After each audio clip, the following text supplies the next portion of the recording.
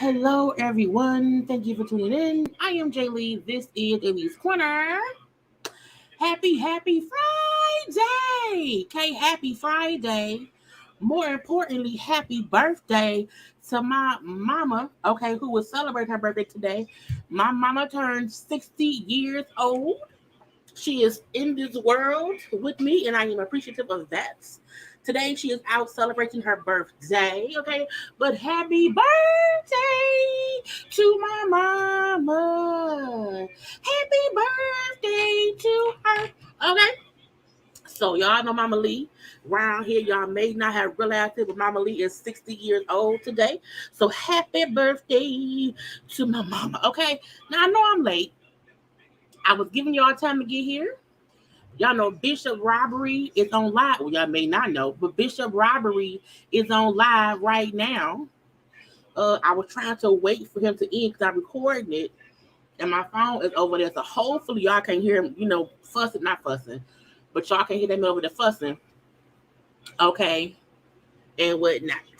But happy Friday, y'all. We have made it to the end of the work week for those of us who work, regular daytime jobs and whatnot. But I am happy that I have time this weekend to do nothing. Okay? To do nothing. I'm going to do some content for y'all for sure.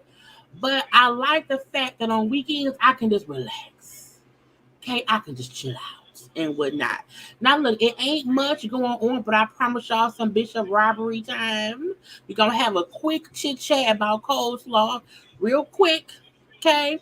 We will discuss the Potomac fights because I'm hoping by now all y'all have seen it. Okay, we have all watched it over and over. We have now more information. Okay, while I will not be playing it on my live, I've made it available for y'all on my IG. Okay, and we'll quickly discuss a little bit of Chris Brown stuff and then some other little random things and whatnot. A good little easy breezy Friday. No more than 2 hours. I don't know if y'all notice this, but I'm trying to keep all my lives on a regular to 2 or less hours, okay? Because I be tired when I get out of work. Unless it's a whole bunch to discuss when it's like these light days, it's going to be 2 hours or less. Okay, but happy Friday. Now, please make sure that you have done a couple of things. I'm saying that you've subscribed to my channel. You know what I'm saying? Like the video. Okay, you're gonna be commenting in the comment section. Share the video, hit the little share button, and share it on your social media. What else? Like, comment, share, subscribe. Follow me on social media at JayLeesCorner on IG and Twitter and TikTok. Okay, now I'm here in my sweatshirt. I'm here in my sweatshirt because it's cold around here. Okay, and I'm gonna be wearing my sweatshirt. I came home and took my work clothes off and put on my little Savage Fenty sweatshirt. It's the thing to do. Okay, anyway, how y'all doing on this Good Friday? Let me get to the comment section. Okay, let me get to that. Let's see. I can speak to some people. I don't know why my signal is at a 1. Hopefully y'all can still hear me and I still sound, I don't sound weird or whatever. It was raining kind of crazily earlier. We have these little storms here, whatever. It's getting a little bit weird, you know what I'm saying? It's like, why is it raining so much? But again, so if y'all can't hear me, see me, whatever, we're gonna leave that be. But hey, how y'all doing? Okay, I'm mad because Dr. K on her show using Bishop Robbery. I've only ever heard you call him that. Could have tried to do out with him. I agree. The first time I heard her say it was maybe a month or so ago, and I was like, and I said, oh, but I'm gonna also say Tasha K does watch me. Tasha K has seen my content, so I'm sure she got it from me. But I'm like, whatever, y'all know what it is. Y'all know where it came from. It's fine. Y'all know who the Bishop Robbery generator originator is, okay? But sometimes people, honey, I'm leave that be. But hey, how y'all doing? How everybody doing? How y'all doing? How y'all doing? Hello to all the people. Hello to all those who are here. Thank you for being here. You can be anywhere in the world, but you're here with me. Work was long. Mentally, I'm tired. Okay, that's why I'm gonna come here, get on my show, and I'm going to bed. But yeah, work was fine. It was fine. Okay, luckily. You know what I'm saying? It was a long day, but it was what it was, okay? I hope everybody again is having a good old day. Thank you for being around here tonight for some food list. Why is my signal? I'm on Wi-Fi. I'm on my Wi-Fi. I'm on my Wi-Fi. I don't know why it's only one signal. I'm gonna leave the storms, okay? But so thank y'all for all the happy birthdays to my mama. I gotta yes. Just 60 is not old. Could y'all stop, mom? Y'all see my mama? My mama ain't no old lady. She mama don't act her age. She don't look her age, okay? And at first she wasn't gonna say how old she was until her actual birthday, okay? So today she's like, I'm 60. But happiest birthday to my mom. Oh, my mama. Oh, my hood. She look fly. She look good. Touch her swag. I'm sorry. Okay, stop. I get it from her. Okay, she the same way. Anyway, we appreciate you, Jaylee, because I don't even want to do nothing. Look, trust me, some days I'll be like, oh God, I don't want to go. So that's why I said Monday through Friday, I try to do at least 4 days, look after, because I can't, how some other YouTubers, have more time on their hands, and can do content throughout the day. They can cut. I can't. I work a regular, I have a corporate job. I'm in the administrative side of things. So like, I'm saying, I happen to work, from like 11 to around 8:30. Okay. But, I try my best to give y'all content during the week. On weekends, it's touch and go. Okay. But trust and believe, I'm tired right now. But I'm like, no, we have to do a lot of it. We have to do it because I promised. And if I have stuff prepared and if I get home, I'm like, we're going to do it. And I think Bishop Robbery has stopped talking. Let me grab my phone. Y'all, hold on. Let me grab my phone.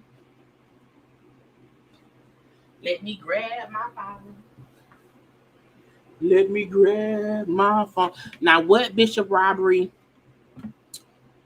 was just talking about, we'll discuss that another day. Okay. But thank y'all for appreciating me. Okay. But again, hey to all the people and happy Friday and like that.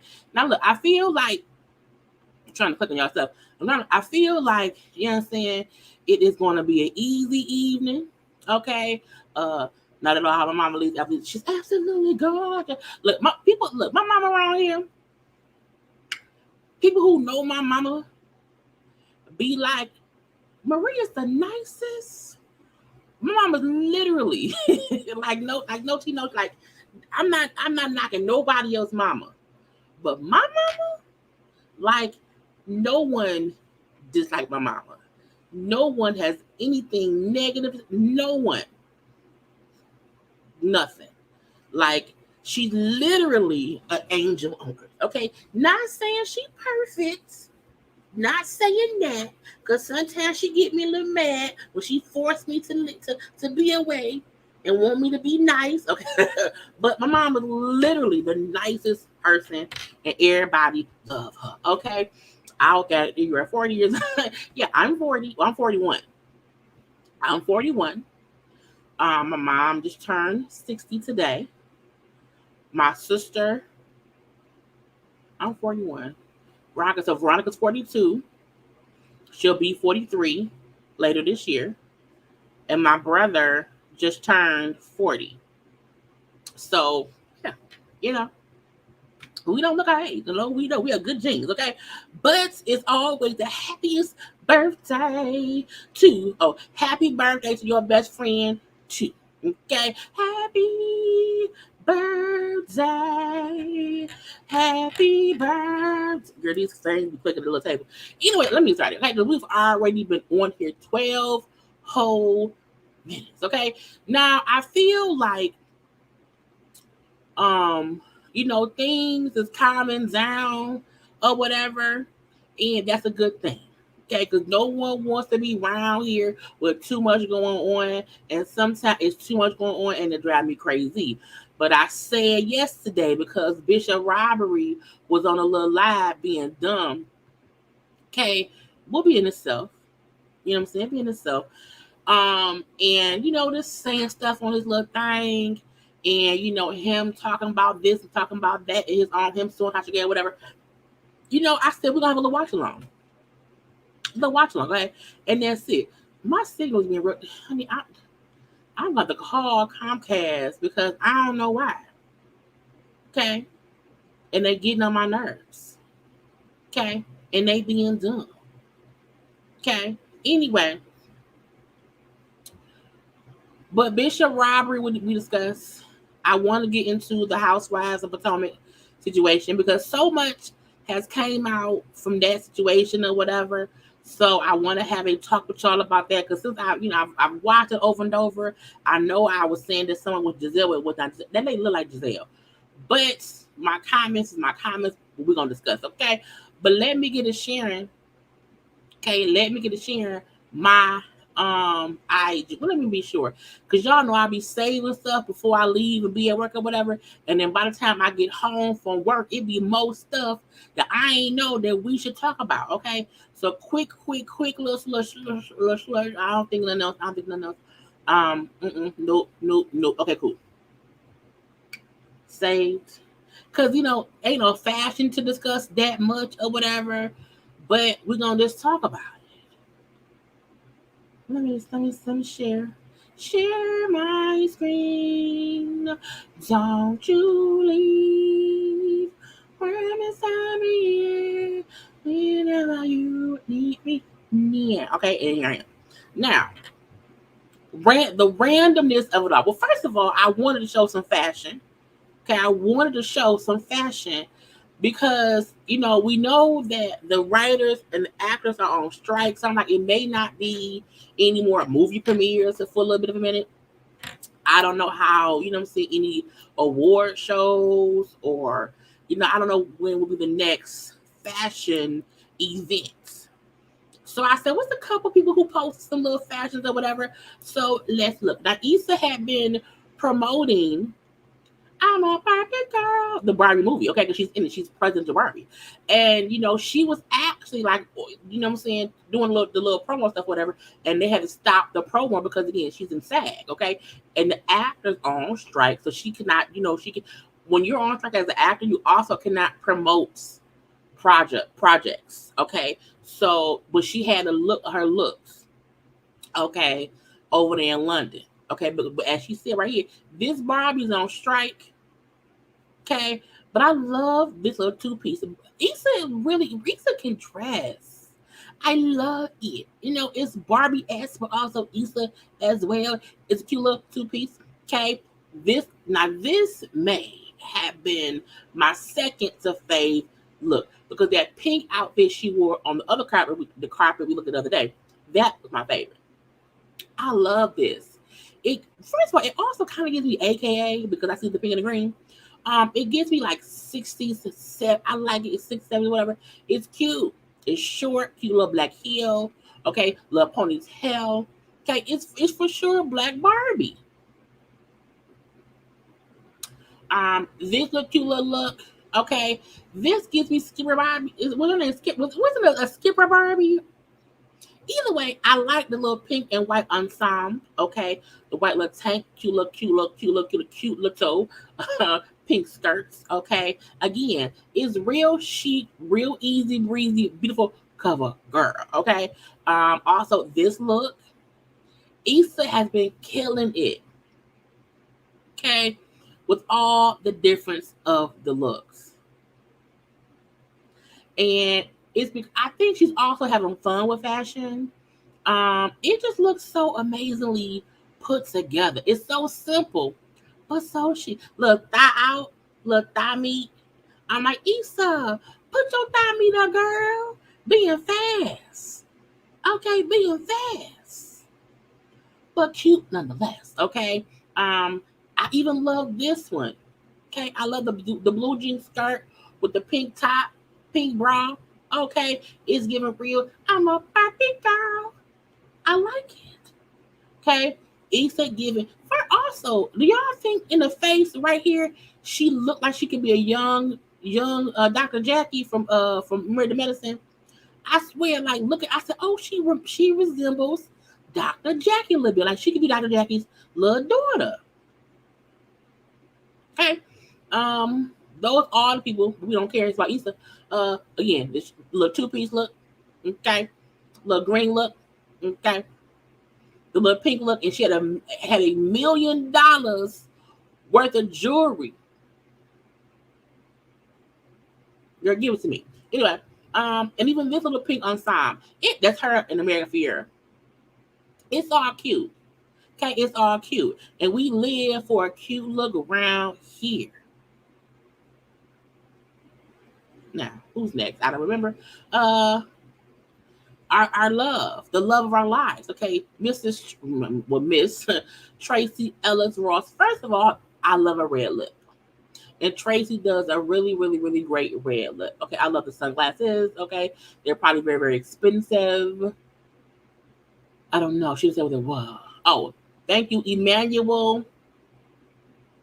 Something for some. I don't know what that man is. Okay, but I like them. Okay, but I love the fact her outfit was so simple: cuff jeans, button-up shirt, and some heels. Okay, I love the simplicity of look that you may think, oh, it's just a pair of jeans and a shirt, but it could also be really cute. And even if she paired it, because y'all know I don't like heels. Y'all know I am not. I used to be a heels girl. I used to wear heels, and then one time I fell down the stairs, twisted my ankle and stuff. And I was like, nope, I don't do heels no more. I don't want to do it. No, man. And then after, what I'm saying, when my ex went crazy with the baseball bat, my knees ain't the same either. Okay, so I do not wear heels for those reasons. But I feel like even in this outfit, I would pair this with some cute little, some little flats. But it still looks chic nonetheless. Okay, I wanna find me some white pants. Do I have any white pants? Why don't I have no white pants? I'm gonna find me some white pants, okay? But Tracy looks great. And also, if y'all do not know, okay, there's a new movie is on Netflix. We have to support look with the support black actors. This movie was already made and put out, so watching it is not hurting the striking people. Okay, our good friend, what's her name? Lord Jesus, she right there. She right there. She right there. It's her and Garcelle.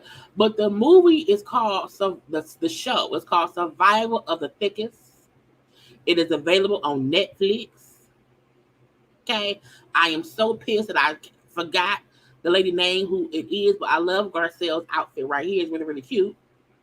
Little polka dot number, little polka dots and bows. I know y'all gonna put her name in a thing. So if y'all know her name, put her name in thing. I think it's a Michelle. First of all, come through. Okay, come through. I'm gonna wear my tulle skirt on Monday. Come through tulle skirt. Come through big boobs. Come through big hair. You hear me? Tasha Smith over there. It's a great show. You know what I'm saying? It is on Netflix. Go watch it. But I like their outfits and stuff. It's real, real cute. Okay, Garcelle is in it. Why can't I think of that lady name? Thank you, Michelle Bateau. I can't pronounce the last name. Okay, but I love her. Okay, she's in a lot of stuff. Okay, but the movie is on Netflix. Okay, support her. I'm gonna watch it this weekend. I'm gonna binge it this weekend. Right, she's also on the First Wives Club. She's also a comedian.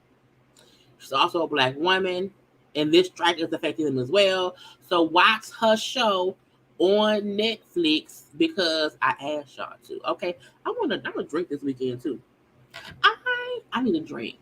Okay. I think that's all my fashion stuff. I told y'all we putting things together. Let's get into just some randomness of the things. Okay. So the game is around here giving out advice that I think is great about putting too much pressure on your friends. And the game said, y'all put too much pressure on friends. We are all grown now. If a friend can't make it, they can't make it. If you ain't talked to your friend in 2 weeks, that's okay. If they got to sit out your birthday festivity because of money is funny, that's okay. We grown now, got kids and husbands and boyfriends, wives and girlfriends and mistresses or whatever, careers. It's just not enough time in the day to give your man, your kids, customers, clients, work, friends, siblings, parents, mailman, the milkman, okay, the shopping man or whoever else doing your thing for you, okay, 100%, and still be mentally stable. We are at an age now where it's when we see each other, we see each other. When we do, be present and love on each other during that time. Now, I feel like we've had this conversation before. Okay. I do think we see people who have these unrealistic ideas about friendship when you are a full-fledged adult, a full-fledged mom, father, worker, this or that. Y'all know Karla is my best friend. Who was I talk to Karla? Let me see. The last time I talked to Karla was June 28th. So it's been about 2 weeks, okay? But even my good friend Rain, I ain't talked to Rain since the 30th, since May. I just think May 31st. Lord Jesus. But my point is, I have great friends who I do not talk to on a daily basis. Sometimes not even a weekly basis.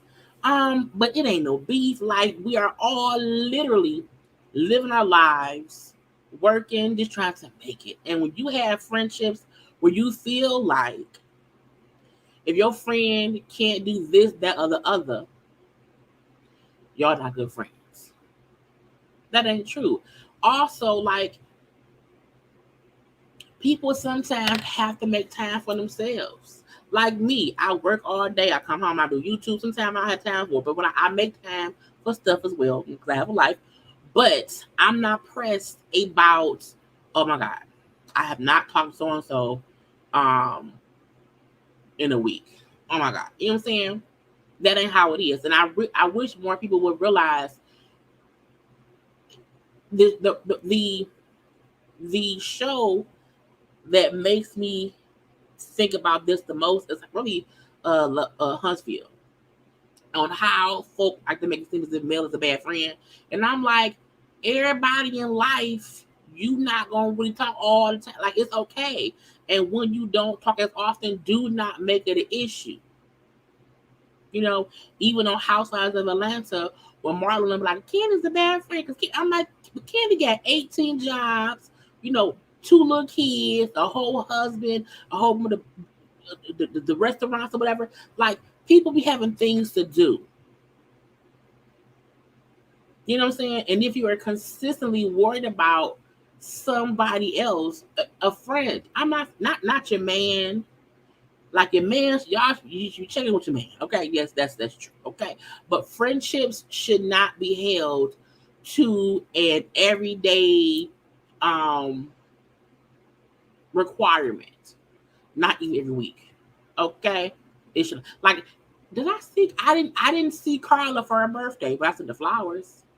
You know what I'm saying? And I also feel like some people have to realize what some people's language of communication is. Like, I look, because one, I also have night blindness, so I don't go out at night that much if I have to drive.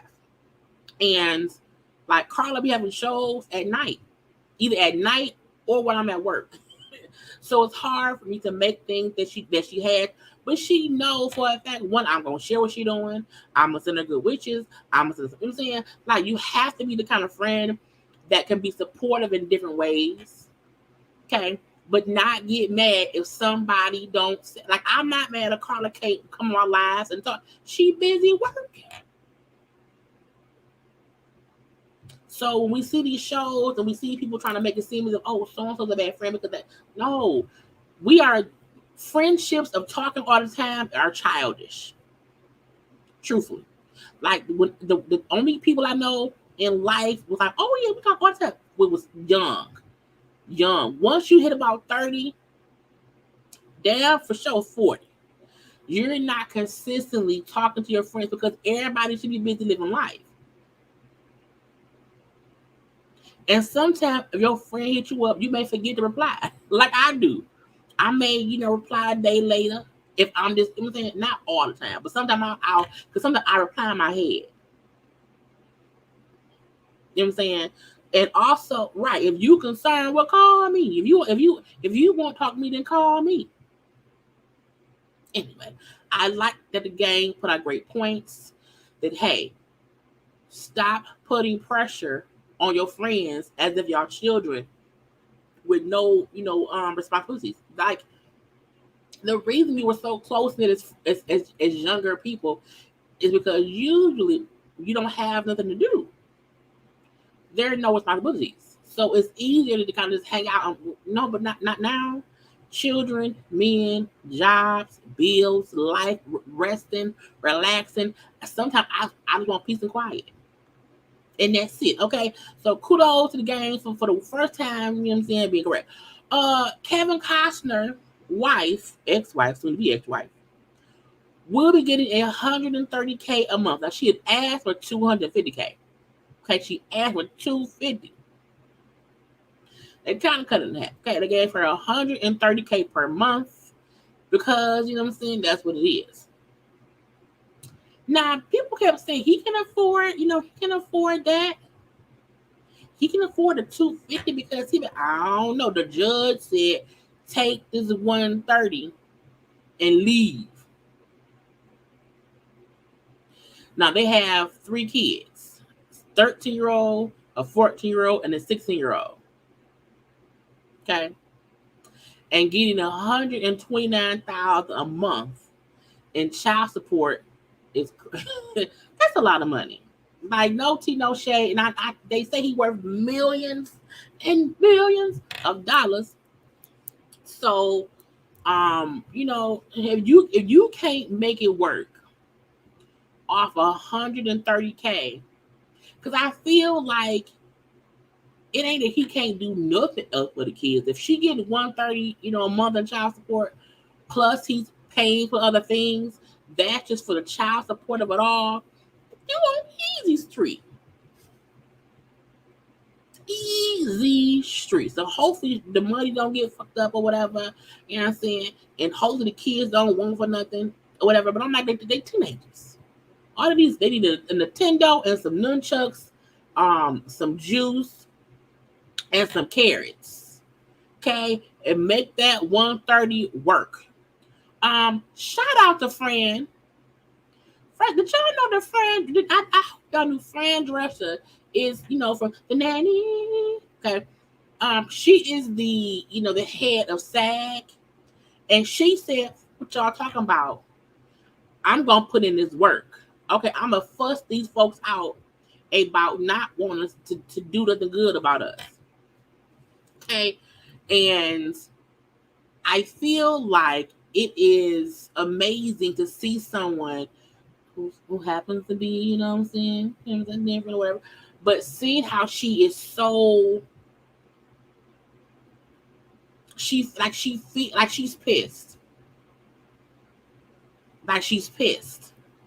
and she's standing up for it's like 160,000 SAG people. And I've seen, other actors say how, I think was it KJ Smith, who plays Andy on Sisters. She was like, before I was in SAG, and for 6 years when I was acting or whatever, I had to work in crazy conditions. And once I became a SAG actor, I no longer had to be doing that. SAG was trying to protect actors. And you do know SAG is not only for people with TV, right? SAG is also people that is movie actors too. So yeah, a lot of people do watch TV. Even if you're watching a streaming service, you're still probably watching it on your TV. So a lot of people still watch TV. We still watch shows that stream. We still watch movies that stream. I'm still waiting for dang on Chicago. I'm waiting for Chicago Med, Chicago Fire, Chicago PD, SVU. So there are many shows on TV that a lot of us still watch. At least I do. Right. A lot of older folk watch TV, like regular TV. Right. Fran out here doing the work. Let me let y'all hear her talk. Okay, let me let her. Okay. Is up. You cannot keep being dwindled and marginalized and disrespected and dishonored. The entire business model has been changed by streaming, digital, AI. This is a moment of history.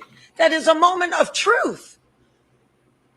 If we don't stand tall right now, we are all going to be in trouble. We are all going to be in jeopardy of being replaced by machines and big business. Who cares more about Wall Street than you and your family? Most of Americans don't have more than $500 in an emergency. Cannot believe it, quite frankly. How far apart we are on so many things. How they plead poverty, that they're losing money left and right when giving hundreds of millions of dollars to their CEOs. It is disgusting. She like what y'all heard. I'm about that business. You hear me?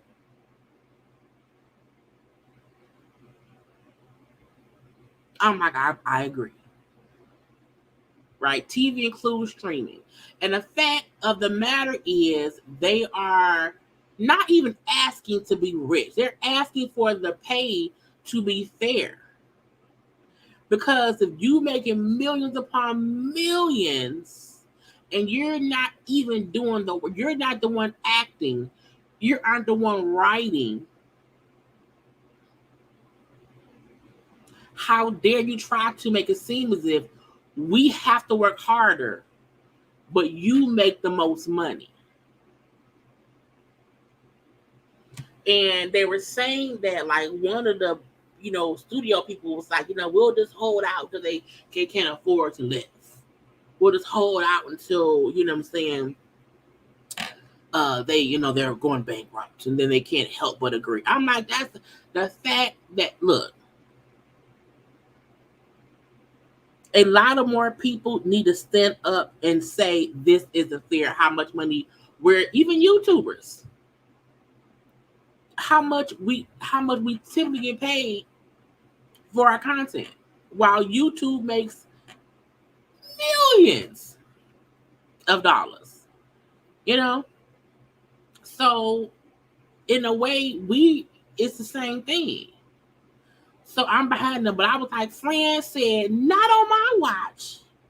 Not on my watch. The writers have been on strike for a couple months now. It's been like maybe 2 months, I believe.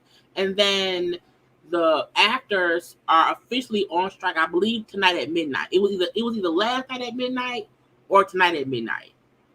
So they can't, act, work. They can't work as actors. You can't promote anything. They can't do nothing, basically. But people do need to show, do we like technology and machines? Yes. But we should not get to a point where anyone feels like machines should replace people. We don't want to be the Jetsons. Okay? I don't want a robotic maid. I like my housekeeper. She come here, she's a human being. I can talk to her. She cleans up. She got a pulse. I don't want no robots. Not I robot me. No ma'am, no sir. No ma'am, no sir. So I'm happy to see the actual president, Fran, and I love the nanny. I loved her on that show.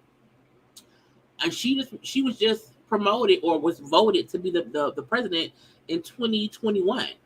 So she's a new president and she's doing things around here. You hear me? And I like it. And I think anything else will be uncivilized. Okay, we have to, all of us need to be sure that if we can prevent it, we should prevent it. AI, machines, robots should not replace people. Just saying. Right. Because if you are in SAG, and because that's what Issa had to do. Issa was on the Barbie premiere train out there. I think it was in London. And she had to leave. Because once it was in, I think it was midnight last night, you can't do any of that. So, we may think of, oh, it ain't that big. It's a big deal. This is a big news. Big. Okay? Huge. Big. It is. And I'm happy to see so many people standing with the actors, standing with the writers, because it is what it is. Anyway, but I said, Fran said, not on my watch, bitch. Not on my watch. They said Wendy Williams' ex-husband is still around her on some BS. Okay? He's out here selling his house in Florida for $1.2 million. He needs the money. And my thing is, you out here asking for wait, what? Hold on, like, what does y'all say? We're going on to UPS. I need my packages, but I'm with it. Okay. They say quiet as it's kept. UPS is going on strike too. I'm like, Lord Jesus.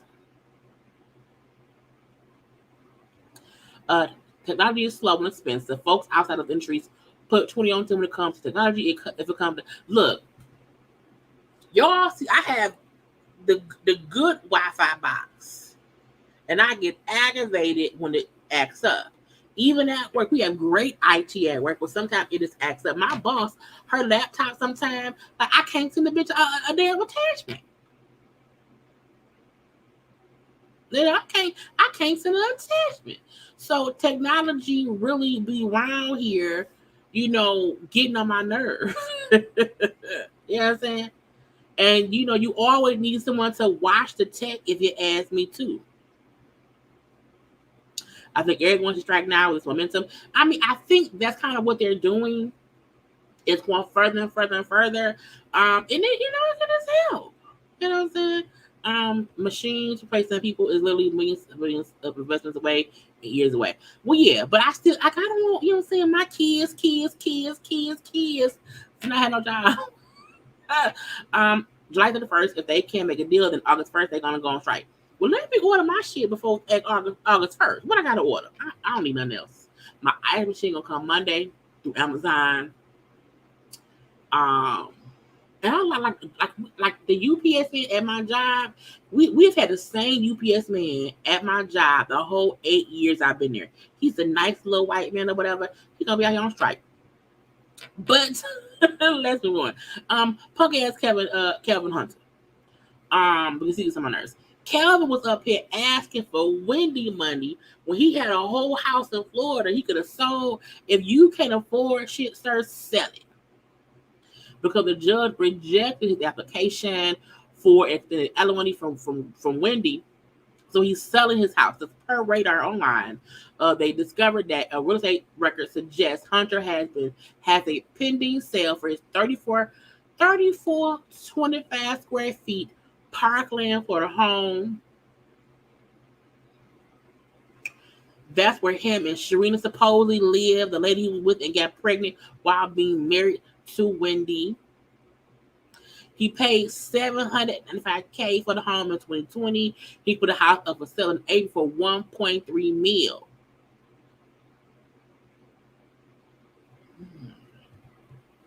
If he made $1.2 million, y'all think he gonna move to the hood and to save all that money? I feel like you should not be able to ask people for money if you have something that's worth that much money. It's just weird. It's just weird. But, hopefully that man can do something because he gets on, we don't care about him. He gets on our nerves. Okay, so whatever. Sir, get out of our face. Get out of our face. Okay? Cosmetic surgeon Dr. Roxy loses medical license for live streaming operations on TikTok. Now, wasn't Dr. Miami doing that? I feel like Dr. Miami was the first doctor we saw doing surgery on, he was on, no, it wasn't TikTok. He was on Snapchat. Was it Snapchat? I don't know. He was on something, it may have been IG, showing his surgeries, but Dr. Roxy has lost her medical license or whatever. Well, that's kind of sad. Okay, the State Medical Board of Ohio revoked her license and fined her $4,500 after investigating her shared operations on TikTok live. Okay, the popular surgeon also shared surgical complications reported by her patients. The VP of Medical Board said Dr. Rocky should have her license revoked due to the life-altering reckless treatment given to the people.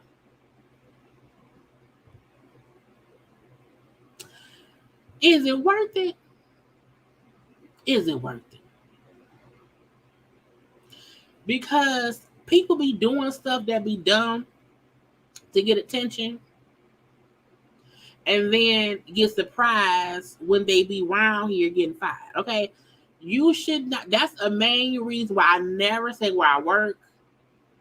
I never record at work.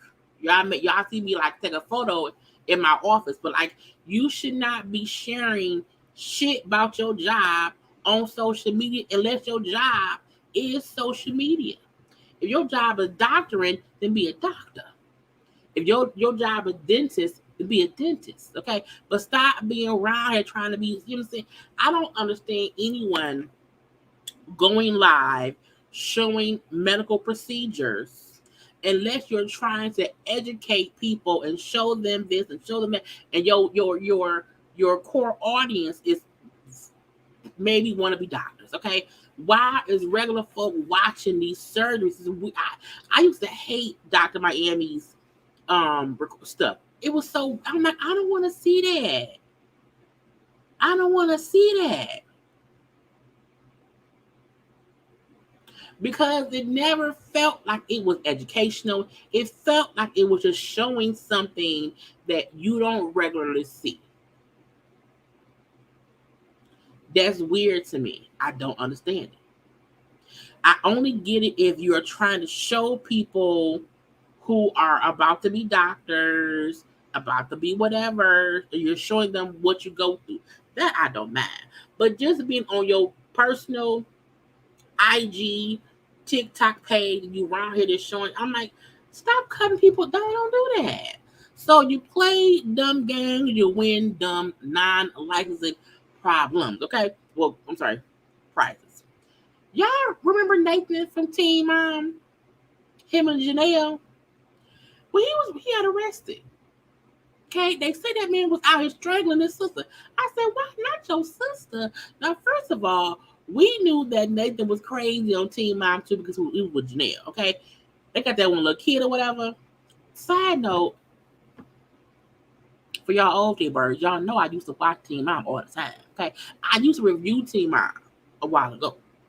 I'm watching it again. The new Teen Mom series, it's like Teen Mom something something. It's not. It's like Teen Mom like after. It's Teen Mom something where it's showing all of the moms in one whole show, and it's not like Teen Mom. Okay, it's kind of cute. It's kind of cute. So I'm watching it. I'm not reviewing it. I'm watching it. Okay, but Nathan was always a big cuckoo cuckoo. Okay, him and Janelle was also cuckoo cuckoo. Okay, and he was around here arrested for strangling a family member. They said it was a sister, and he in jail. I'm not surprised. Okay, I do wonder if he would ever be normal. You know what I'm saying? Because even back then, he always seemed like he was one or two steps away from being in prison for life. And I feel like he's only probably gotten worse because he wasn't getting better when he was on camera. If you don't get better on camera, if you don't get better when people are seeing you fuck up, what is only gonna get worse off camera? Okay, so his ass is arrested, maybe he gets some bail money and then gets sent to regular prison. Anyway, an 8-year-old is arrested because he stole a car. And I'm like, where did the boy get the gun from? What? That was caught on video. A witness captured this video of the child driving off in the stolen car. We spoke to that person about what he's. Why is 8? Why? You can't even drive, little boy. What is wrong with y'all? It's down there in Montgomery, Alabama. Kid, where you driving to? It is not supposed to be funny, but where you driving to? Where you going at 8? Where is your mom and your daddy? Now, it says, according to, WSFA, officers responded to a call after about 11 a.m. about a robbery. Not the bishop, but a robbery, okay?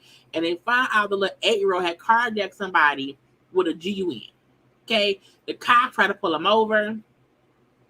He refused to stop. He ain't let him drive. Did he know he was supposed to stop? He ain't went to driving school yet. He may not know, okay? He then crashed the car. He crashed a stolen car into another car. Okay. Wait, it said the boy eventually crashed into another vehicle, but that was before the boy reported he picked up 2 male adults to take them to the American Deli. What is he, an Uber driver?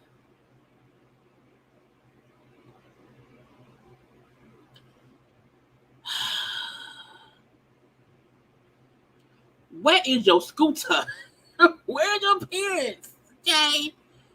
Anyway, he's not in the little youth detention center awaiting honey charges. Girl, I can't. I'm just going through random stuff. So why y'all acting dumb on planes now? Y'all know Bishop Robbery lasts. We only been on for 49 minutes. Y'all know he lasts. We gonna get to Bishop Robbery in about 25, 30 minutes. Okay. Hey, Closing Queen. But no, we have not got to it yet. But you know what I'm saying? It's crazy. But why y'all fighting on planes? I do not understand anybody who be beefing on. You can't go nowhere. You can't get off the plane. You in the air. People going to Vegas from Philly got the plane diverted because they around here fussing. Who said shut the up? Me or she? Shut the up. No. Yeah, I know y'all want smoke, bro. I know y'all don't. I'm not gonna do this. I know y'all going out of here. Like we're all just trying to get home, right?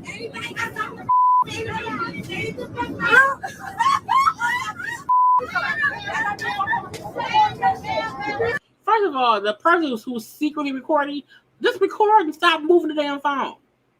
Y'all can't go nowhere. The kicker, the people arguing are friends. Why is y'all fighting and fussing on the plane? For what? I just my boyfriend. That's it. I didn't feel like listening to the whole thing or whatever.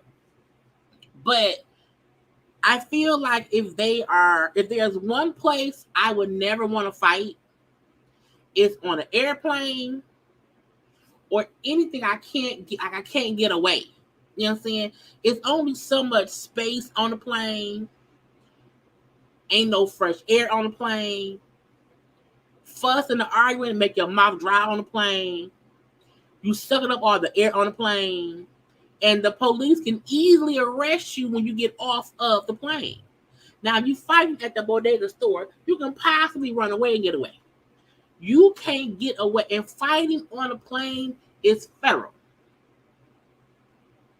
It's federal. And it's stupid. Okay? So the flight had to be diverted to Denver because the two friends are fighting in the air. Not in the airport, not on the tarmac, in the air. They up in the air.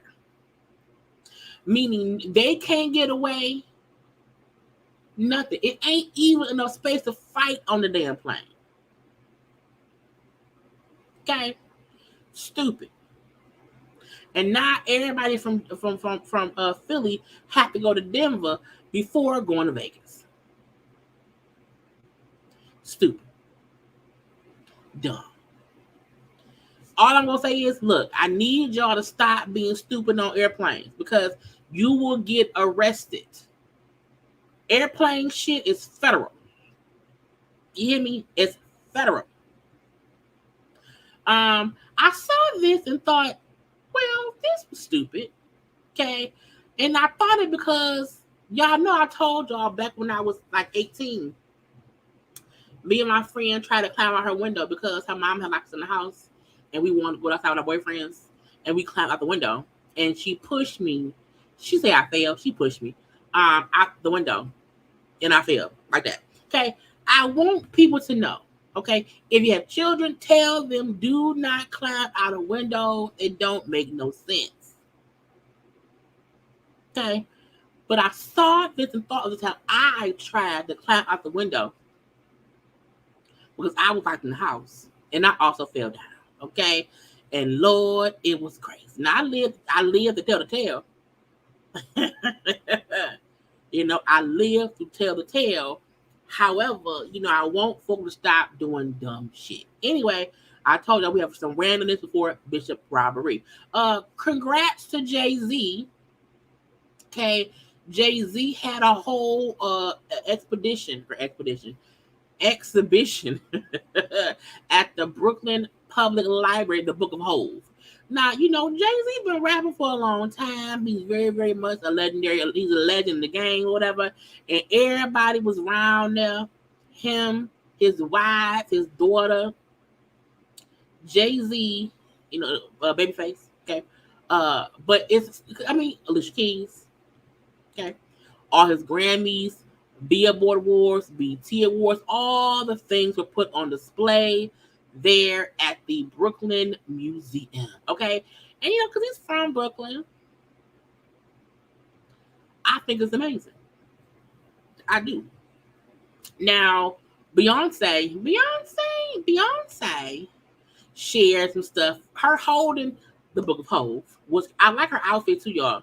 It's real cute. It's real orangey and stuff. I like it. I like it a lot. Okay. But her and the kid was there, blue. You know what I'm saying? Beyonce. Now that she's back in the States, she's having fun. Okay, she's at events or whatever. But you know what I'm saying? Little outfit or whatever. Jay there too. Okay. I'm happy that Jay-Z locks no longer look weird. Like when they used to be all over the place. They look a little bit more tame now. But he and B is like, we round here and we just celebrating. Okay. It's all celebrations. Because you can't look where Jay-Z started to where he is now. As look at blue. Y'all look at blue. Look at little blue.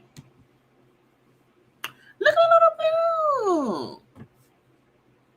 She's 11. Ain't she look cute, patootie? Okay, her mama. Okay. But I just feel like, celebrating people who have elevated their aesthetic as artists, as entrepreneurs, as, just as entertainers in this thing. Okay, the Brooklyn Public Library they did it big for Jay-Z to celebrate his legacy. Okay, it had awards, unseen tour photos by great photographers, archived clothing pieces, music interview clips, original recording masters, and so much more. The installation comes during the 50 years of hip hop and paid tribute to the GOATs. Celebs showed up to get a first look at the Book of Hove. I mean, The Rock is, look, if you're not a Jay-Z fan, that's cool, but we can't act like he has not transcended. You know what I'm saying? Like, if you think of artists who like first came out as rappers or whatever, they could not get to where Jay is. And so we just have to say congratulations. You know what I'm saying? He's one of the best rappers, in our time. You know what I'm saying? We got Khaled right there and Miguel. You know what I'm saying? Even seeing the different, it's just, I like it. You know what I'm saying? It's congrats, Black Thoughts. Not Black Thought. That's not Black Thought. Why I say Black Thought? I can't remember his name. Y'all know who that man is.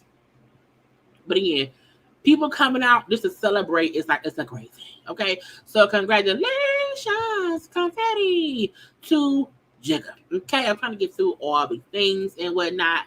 And people are still talking to me. Oh, congrats to JT. Now, first of all, JT of the City Girls, Questlove. Thank y'all. I know that man's name. Questlove. Thank y'all. Quest. Thank y'all. Because I be like, my mind be pausing. Look, y'all.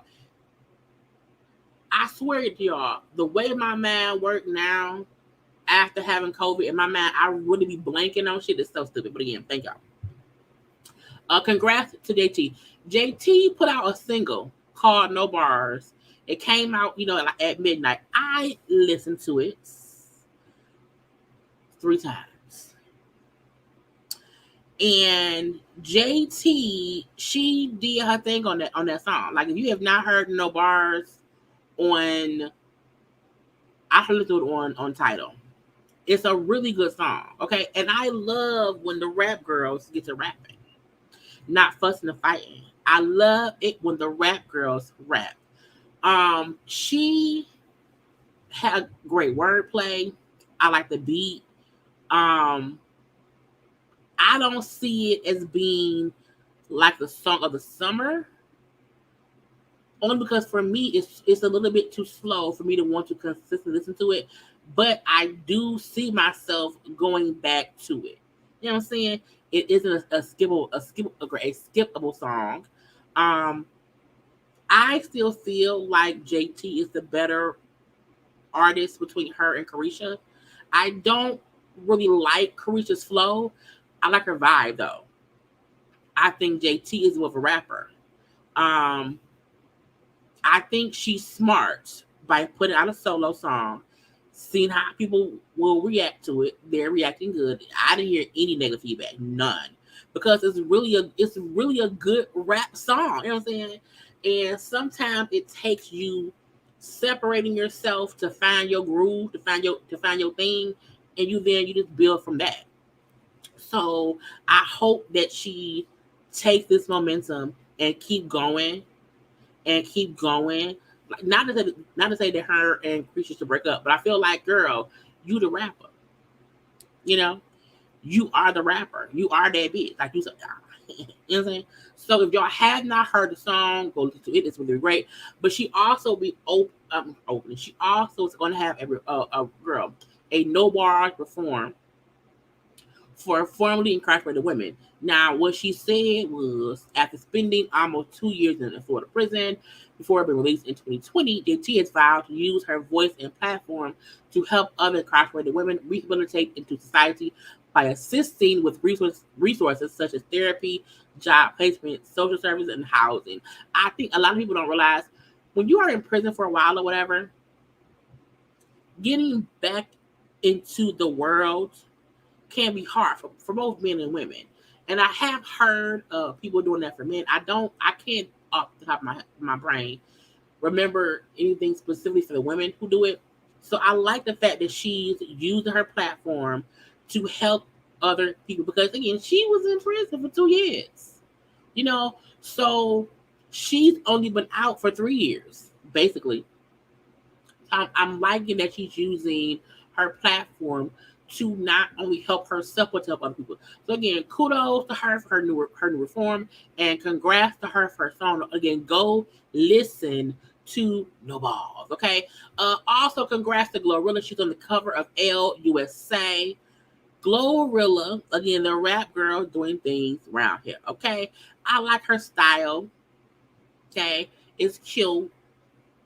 It's cute. Now, the green heels with a different color green top, the leopard print pants, and this amazing coat. I like it. I would have liked it more if she had on a red bra with red shoes and the black and white pants. But I don't mind the green tossed in there. Okay, I don't mind it. But she looked good. Okay, I hope and feel like she's trying to come to her own. I saw a clip of her talking about how she wanted to be a little bit more sexy or whatever.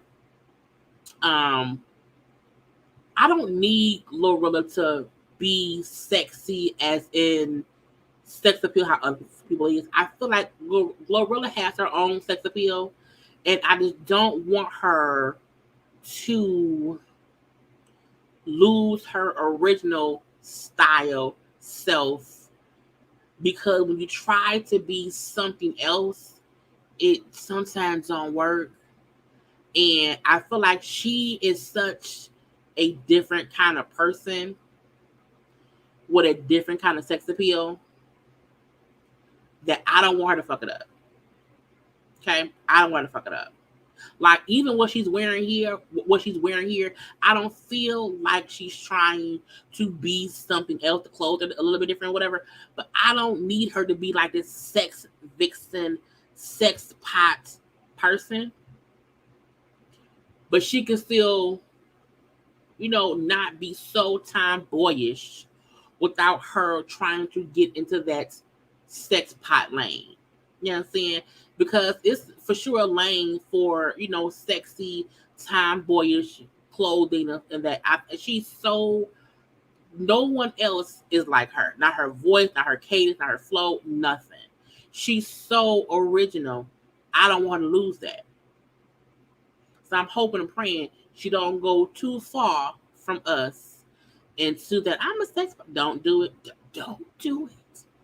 Don't do it. Okay. Also, congrats to, because people always say, y'all don't ever just talk about the good things. I talk about good and bad. Okay. Right. Aaliyah did that so well. Even when Aaliyah became more sexy, it was still her. You hear me? But congrats to little baby. He opened the restaurant, the seafood menu, okay, in the heart of his old neighborhood. It says today, let me open up the first restaurant in Atlanta, Georgia. It's a seafood menu. Okay, it has seafood at affordable prices, so everyone can enjoy. Okay, it look real nice. Look real nice. It has a whole little reservation only eating lounge. Okay, I love the little seats, a little orange. It's real cute. Look at the wreath up on the wall. It look real. Don't y'all go down to that man thing and tear it up now. Don't y'all go down there brunching and lunching, having too much fun. Look at Ray Charles. Don't y'all do it. Okay. A lit VIP hookah lounge because they do hookah there. I don't like hookah. No. But a cute little lit VIP hookah lounge downstairs, okay, with the little flashing lights or whatever. Okay, a good menu of stuff. Okay, for not that ain't that expensive. A fried food combo for this and for that. Some crab, some shrimp, some zip sauce, 5 real. Okay, and stuff. Okay, the stuff don't look too expensive and whatnot. But again, congrats. Look, when you are able to open up thriving businesses in your neighborhood, that's the great thing to do. Okay, because it's good to like have wealth and to be able to live forever, but you want to always make sure that people in the hood where you are from, that they have good food, good this, good that. Okay, it's the thing to do once you have the money to do it, and you just hope folk will respect your business and don't be down there fucking it up. Okay, just saying. Y'all know Rick Ross bought a new house. Rick Ross bought a house in Miami. Spent $37 million on it. And Diddy gave him a housewarming gift. Okay? You gonna get this. This is your housewarming gift, nigga. Gonna cost you right now. Yo, let him know. Let him know. Hold on, you're not moving in because you just got approved by the community board. I'm telling all the roads. I have a huge house that's like, 40,000 square feet. You may not want to walk around that often. If you have to, if the barn or something is, 2 acres away, you may want to drive the golf cart over there. Diddy eyes look real, intoxicated and stuff. But Diddy don't do no parties. I'm ahead of the position. I don't do none of that shit. You hear me? No, Rose. We're not doing none of that. I don't give a fuck if you got. They gonna let. Rick Ross laughing is so funny to me. I swear it is. It's hilarious. But him telling him like, dude, I don't want no ain't no parties here. Don't do that. Don't want no parties. Okay, sit down some damn well. Stop doing it. Because y'all know he had that huge house in Atlanta where you always have all those events or whatever, them animals or whatever. This is his house in Miami. It's a new house. He just bought for 37 million or 39 million. One of the two. But Diddy gave him a little gift. Ride around on his golf cart. Don't have no goddamn parties. Leave it be, bitch. Leave it be. Okay? Everybody always giving Rick Ross gifts. Ain't he rich? When rich people give other rich people gifts, it's no ma'am, no sound, no ma'am. It's weird to me. Okay, now let's move on. Okay, to the stuff we here for. But first, take a little second and like the video.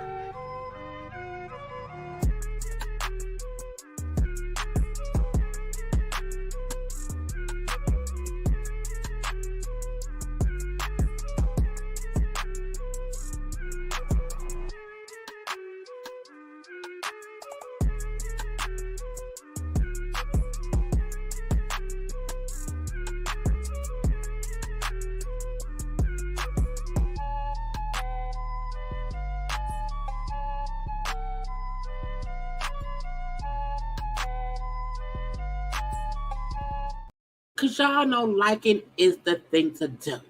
Okay? So, Chris Brown, ColeSlaw, Housewife, Bishop Robbery. Okay? Let's go ahead and get into it. Okay? Because that's what we're here for. Now, Chris Brown is in a lawsuit. Okay? I forgot about it. Okay, Chris Brown is asking the judge to push back or postpone a trial with his ex-housekeeper. The ex-housekeeper is suing him for $71 million over a vicious dog attack that happened back in 2020, I believe. Now, I said, well, what happened for $71 million? How that happen? Who did that? It don't make no sense. So I'm like, that's a lot. It's a lot. But he like, look, I need this trial pushed back, okay? Because the lady around here, her name is, she's still going by Jane Doe. But she sued him for the dog attack that she also said he tried to cover up. And it happened. It's crazy. But the court that was supposed to be September 26th, but now has been pushed back to the end of December of 2023. Okay. Now Chris Brown said that the lady is still being treated under workers' comp. So because she's still getting treatment, he can't, get key evidence to fully evaluate her claims. So he wants them to have more time, and they want that until December. Now the housekeeper said, Jane Doe said, it's been pending since 2021. Okay, him and his team should be prepared. Okay, why they need more time? And the judge said, well, no, we're gonna get him to December. Boom, pow, pow. Now, Jane Doe sued him in July of 2021, claiming that she was severely injured after his dog attacked her on December 12th of 2020. She said she said she did not know Chris Brown allowed large, vicious, biting, killer attack dogs. I'm like, not large, vicious, biting, killer attack dogs to roam around his property without a leash. Now, this is the thing. Was she a new housekeeper? I feel like if you are she must have been a new housekeeper, because if you clean the house, have you never seen the dog before? Now, she worked at his house in Tarzana, Cali. He had a Caucasian shepherd dog named Hades, and she said he mauled me while I was trying to empty the trash outside. The dog savagely bit my face, my arms, and other body parts. The animal, and she said the animal ripped chunks of skin off her, okay? And she lay on the floor, bleeding, was barely able to see because she was covered in blood, okay, what she said. And that Chris Brown, approached her while on the phone and said on the phone, he said, hey, I need y'all to get all the dogs around, get all the dogs around here. Okay? And just said pit bull. Just said pit bull. Them dogs will be huge. People raise them to be super aggressive. I want to know what. Right. She said she went out to take the trash out. The dogs attacked her. That once the attack happened, she heard him on the phone asking the team to come get all the dogs and remove them from the house. And she said that she felt like that was his way of trying to destroy evidence, flee the scene. I'm like, man, it's the dogs. If your dog attacks somebody, the dog should be moved out the way. You know what I'm saying? She said Chris Brown did take responsibility when the police came. I'm like, well, who called the my thing is this. If someone called the police, how is he trying to hide it? I do feel like if your first of all, dog in Hades is crazy. But if you are mauled by the dog, someone should come and remove all the dogs. You know? Now, Chris' side is saying different. Okay? They're denying all of her allegations about them being killer dogs, Chris trying to hide it and cover it up, him trying to remove all the dogs, whatever. They say that ain't what it was. And he said Chris Brown's side is saying the lady, okay, caused her own injuries because she was around there teasing, abusing, and mistreating the dog. And by doing those things, she provoked the dog to attack her. Now, this is my thing. I'm like, what? I don't play with dogs. I don't at all. So I'm wondering, what? I just feel like somebody lying. I don't know who though, because I do agree that we know that some dogs, if you mess with them, they will try to get you. They'll try to get you. And if you are teasing dogs and trying to mess with them or whatever, I do think they could. Now the question is, can Chris Brown prove that she was around there teasing, abusing, and mistreating them dogs? How? Was she throwing laundry on the dog? Did she toss some water? Like, what was she doing? Where's the proof that she was around here teasing, abusing, and or mistreating the dogs, which made the dogs attack her? That's the part I wonder about. Because prove it. Someone, and I feel like Chris should have cameras around the house.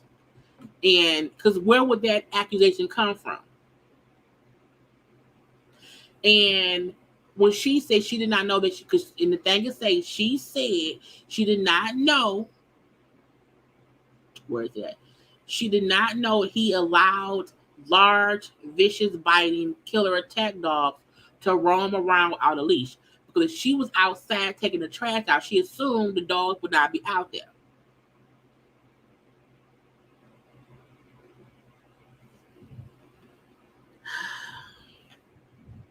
As someone with two dogs, one is very friendly and the other is not, with the BS. I told everyone leave Sully alone, and he will leave you alone. Only play with the dog that comes over to play with you. Even Rock, it's Rock, who's also a YouTuber.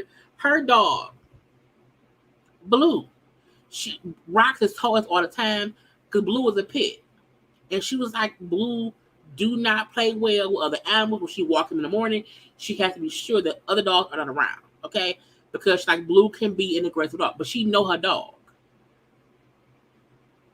You know what I'm saying? I agree. I think the truth was somewhere in the middle. Because this is the question: did the dog out the blue attack her for no reason, or did she toss a shoe?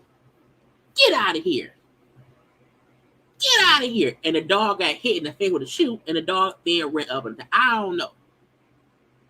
But someone needs the proof. Okay, so they're waiting for the trial. Okay, Chris Brown lawyer said Jane Doe invited the injuries now complained about. She assumed the risk with full knowledge of the magnitude of that risk, and that she knew her conduct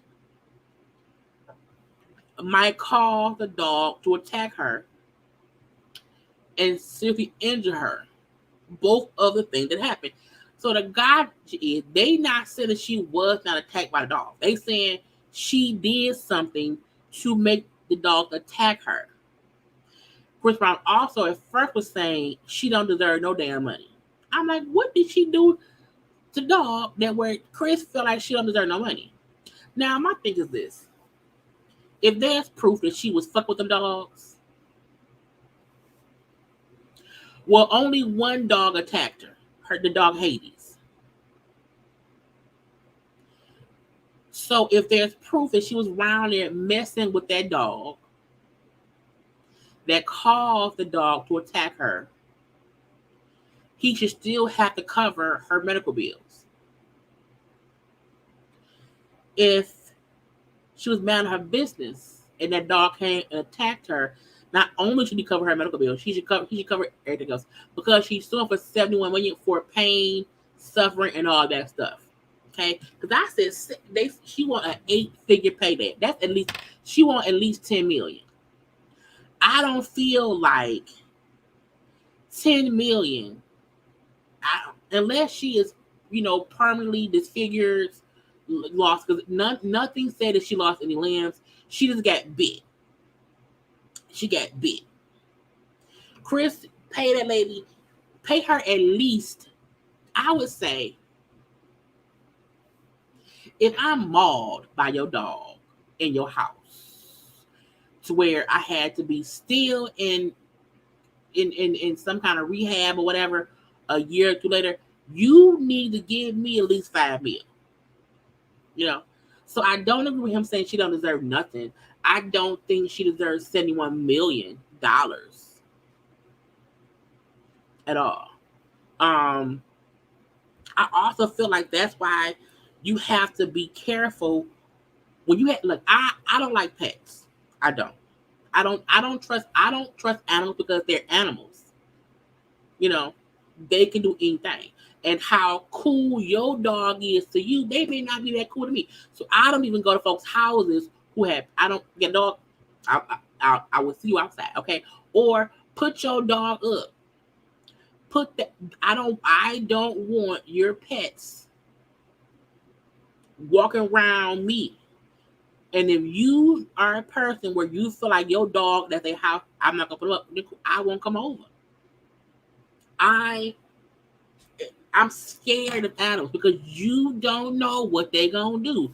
Now I can, be around an animal that's on a leash, but I'm like some people treat their pets like their children, and they're at home, so people don't have their pets on a leash at their house. It's my house.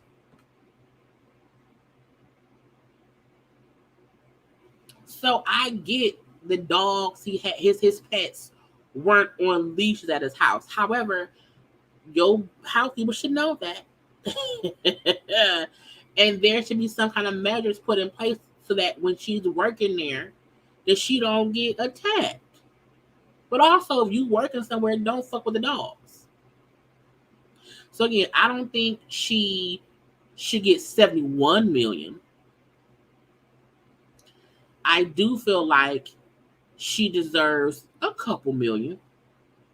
If she can't work regularly because of the attack, she deserves a couple dollars, but not $71 million. And a part of me, because what kind of person high school, a part of me feel like this is a new person because she said she had no idea the kind of dog. Because I'm like my housekeeper, she I don't have pets, but she know my house. She always here cleaning. You know what I'm saying?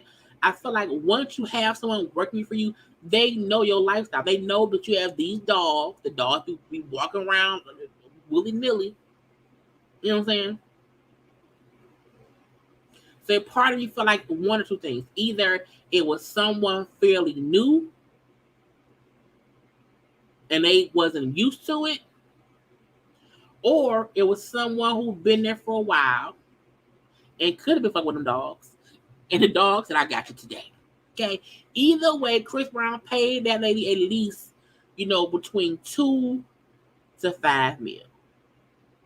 Okay. To me, if the injuries were not life threatening, she didn't lose no limbs, but she, because now she probably terrified of dogs. You know what I'm saying? But I mean, like that's too much. People people need right. People use amounts of money. It's crazy. I'm $1 billion. It's like get out of my face. Okay. Next up. Which one is it? Honey ColeSlaw. Y'all, I'm so tired of her. I'm so tired of her. So this phone call she did was straight no chaser. That was recorded. That was put out in 3 parts. She's still talking shit. Okay.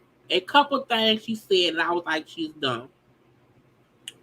ColeSlaw will always be a clown. A clown here, a clown there, a clown every fucking where. Because no one is going to ever take her serious. So even though she's trying to say that she was lying, she was playing the blogger, she was around here, you know what I'm saying? just putting out lies to see this a cat bullshit. Bullshit. Okay.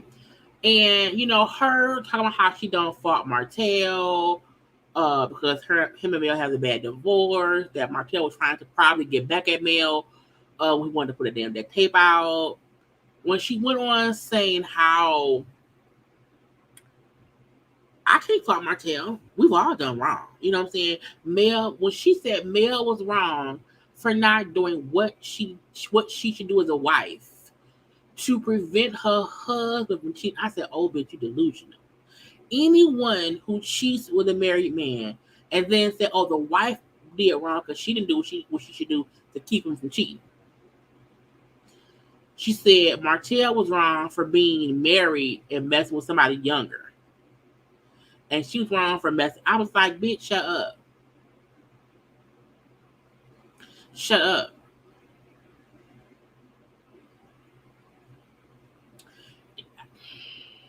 She aggravates my spirit. And it's so stupid because she keeps saying how people use her to make money off of her, and she's this and she's that or whatever. And I'm around her, girl, and she's never done anything to make money. The fact that she has not went on YouTube and just talked shit like she do on her lives, like she did on a phone call with the lady. I don't get why she don't just shut up, talking to other people, and do it for herself. That's the part that let me know she's redundant. Her brain is redacted. Okay, her spirit animal is delusion. Because she does all this talking about Mel and Martell while making it seem as if she's the one who's the star and she's the one that people don't watch ColeSlaw for entertainment. We don't discuss her because she's interesting. We discuss her because she's pitiful. We pity her. And she refuses to make she was literally given lemons and refuses to make lemonade. It's so dumb. She brought up how Martell has never protected her, and so she don't care about protecting him. That at one point she said maybe Martell should have sat Mel down, choked her, and said, "If you don't do this and that, I'm gonna cheat." I'm like, bitch, what? So you mean tell me that means Martell? So that means Martell done that to you? And she's on the phone, like, Mel should shut up about saying that I was the one trying to put out the revenge P on her. If I wanted to take out, I would put it out. I would give it to you.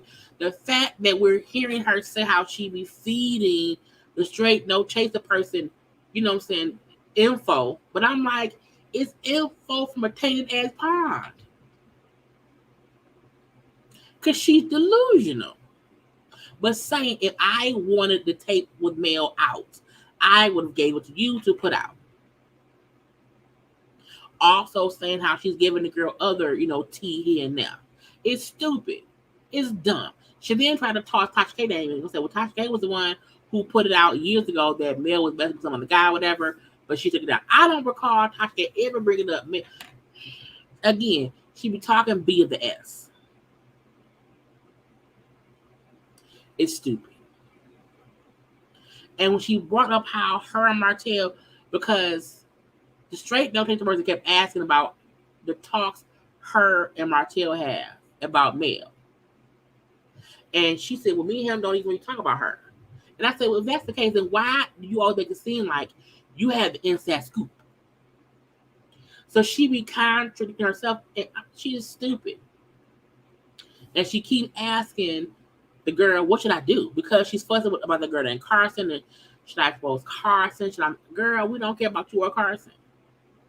Carson's only part that we cared about was her telling Mel what you and Martell was planning. And you in the call now confirming it It's crazy. And she's eating a crossing a stripper now. And I might bank her, but I ain't no girl. Banking a husband and being a stripper is still, they don't compete. Stripping is a job. Fucking someone's husband is wrong. Okay? And then at one point she was saying that, what I said before, how I hate what happened to Mel and her family, you know what I'm saying? But I can't do nothing about it. All we can do is move on. And I was like, but you refuse to move forward. Because when you are on your lives and doing all these interviews and all these talking, you want to talk cash shit about Mel because she refuses to stoop to your level. So ColeSlaw round here still being delusional. To me, this phone call, which was great tea, don't get me wrong. It was great tea. It did not need to be 3 parts.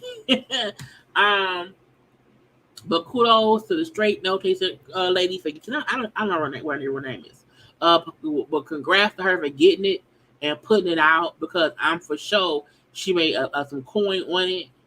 I just want her next time to not have to have a real straight no chaser playing throughout the whole thing because the point of listening to someone's conversation is to be able to clearly hear it. And so many times the straight no chaser part it was aggravating. It would cut off her and ColeSlaw. But I'm like, whatever. Okay. But it was great tea. But I feel like unless she plays something that's because this conversation happened, like a month ago. It happened when Mel was going on the live talking about the tape. It's not nothing. She's putting out a convo they had before.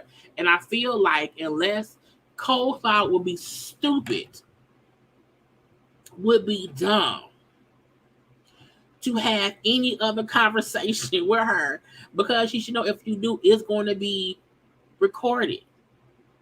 And now that, ColeSlaw kept saying, I was lying to her. We can't trust shit she said. Yeah, it was a lot of background noise. It was stuff that the blogger was doing. It was stuff that ColeSlaw was doing. It was the Riddle Straight No Chaser was played throughout the whole thing. So listening to it was very aggravating. And I feel like the best tea, and I'm not knocking the lady who did it. I'm not knocking. All I'm saying is this as a point of reference, okay? When you have audio of someone and you want to be sure folks know it's you do not need to put your name throughout the whole thing because it distorts the conversation. You don't have to overtalk the person because it deflects from the conversation. And I love the fact that she caught ColeSlaw on recording. That's amazing.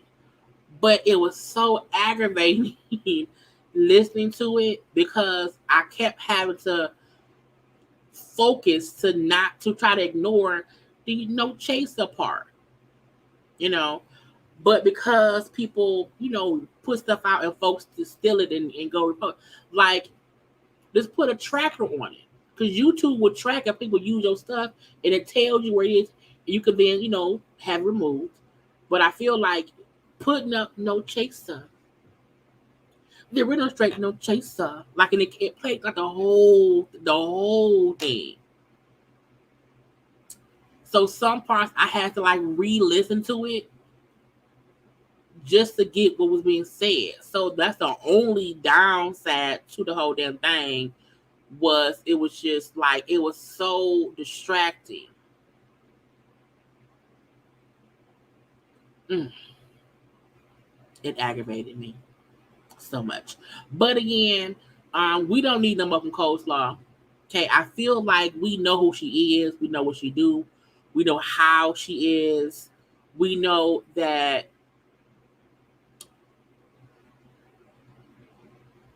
she will never be honest with herself, and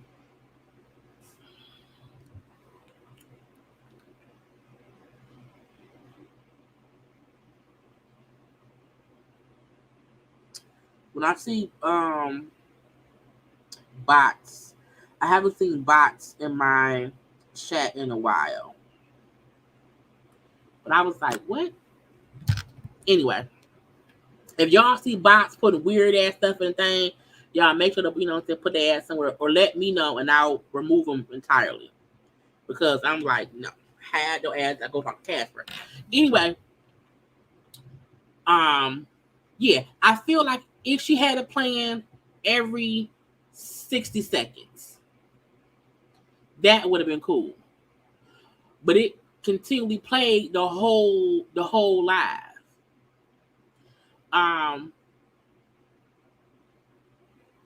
But she knew that audio was going to be reviewed by everyone. She knew it.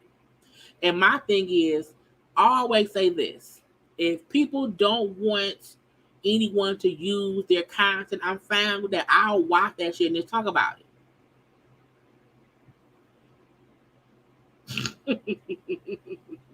I'll watch it, take notes, and talk about it. You know what I'm saying? Because I don't want to use anyone's audio, but I just feel like, when you doing this or whatever, I just a suggestion is, you do not have to have your name repeated the whole time at all. And most of the time, people allow the person to get all they views first. If you already got 100,000, what is going on? This is weird.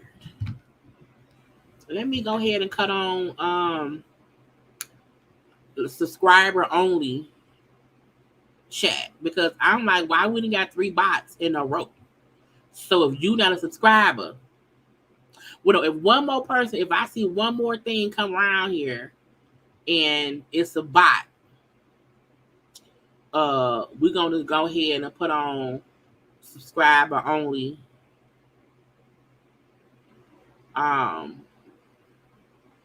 comments, because we ain't having that. That's so weird. Okay, I'm like the bots coming out, So if y'all see the bots, go ahead and just give them sync their ass together.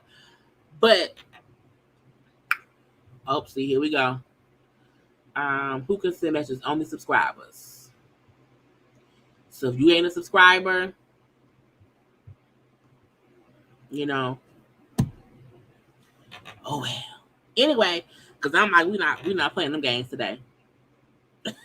Right now on this Good Friday, what is going on? Okay, so only subscribers who've been subscribed for at least 10 minutes can, you know what I'm saying? Right, and I don't want to keep having come back and so if you ain't you should be a subscriber. And I don't like putting on subscriber only mode because I don't want to force folks to subscribe, but I need real people commenting in the comment section. Okay, and that's it. Okay, and that's it. Anyway, let's move on. ColeSlaw, get out of my face. Okay, get out of my face. Next up, the housewives. Now look, okay, this tea came out last night. Out the blue, we seen a post on Twitter that showed the housewives, a fight had happened. Okay, they out here fighting. Fight. Okay, and when the first clip came out, it was a short clip. You really only seen a little bit of a scuffle and someone being led away. No one really knew what had happened and stuff. Okay, we then seen the full video which showed the actual fight. Now I put that on my IG already for y'all to see it. I put stuff on my IG earlier today so y'all can see it, you know what I'm saying, before we get here. And from what we now know, one, I thought the lady in the yellow was Giselle. That's not Giselle. That's one of Abby's friends. Okay. Now, the stories are kind of being, you know,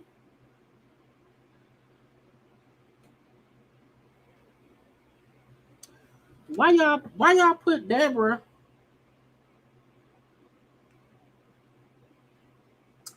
Diva E84 should not be timed out.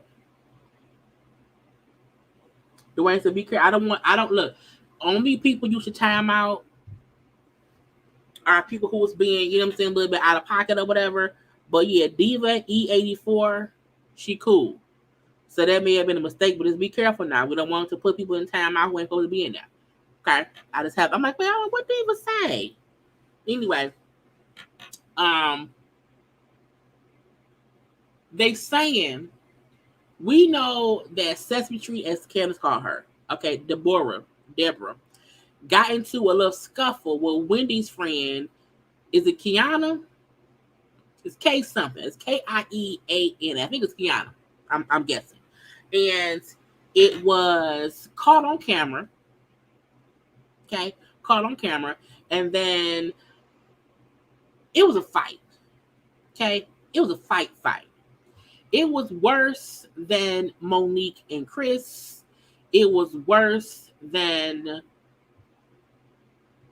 Monique and Chris. Monique and Candace. It was worse than... That's better. I'm doing 60 seconds. Because I hate having subscriber only mode on, because I feel like that forces folks to subscribe who may not want to subscribe, and I want this 60 seconds between, you know, the stuff, okay? But if you ain't subscribed, you ain't, you hear me? Okay, anyway, you should be a subscriber. But I hate having subscriber only mode on.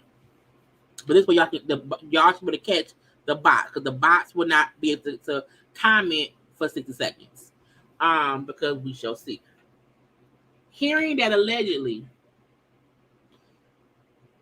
Deborah and Candace were exchanging insults throughout the night at Anthony's event, event. Kiana kind of stepped in, and they're saying that Deborah threw a drink at or on Candace. I watched the shit. I didn't see that. I didn't notice it at all. I feel like, I'm gonna pull up my phone so I can see it as I'm talking to y'all. I feel like stories from the Hollywood Street Team. No. Because y'all know TMZ will hit everything and get the flag, and I ain't put nothing up about them. However,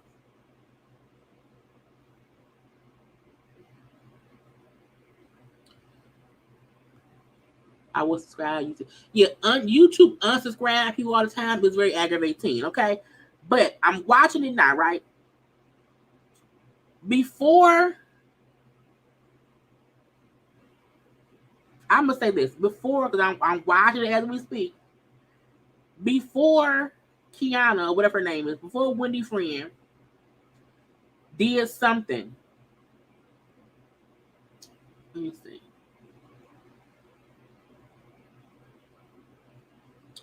Wait, is she throwing it? You do see Deborah. That's what DJ Sky called her. You see a hand.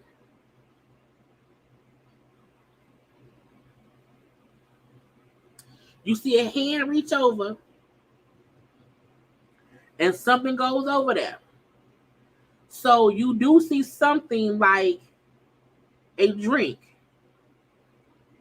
or at least a cup. I'm watching it in slow motion. Because earlier, we did not have, the best footage. But now I'm taking a little time to see. I don't think she threw a drink. Is that a drink? Something was tossed. But in her hand, it looked like it's a napkin, not even a drink.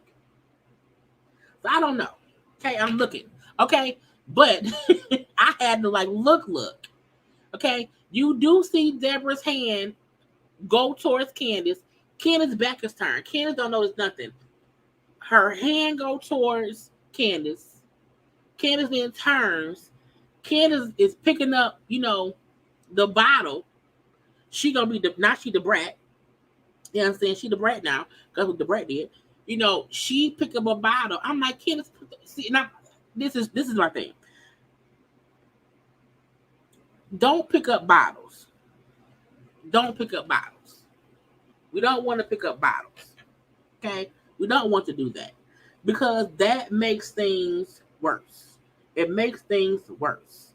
And to me, I feel like seeing it right now play in my face.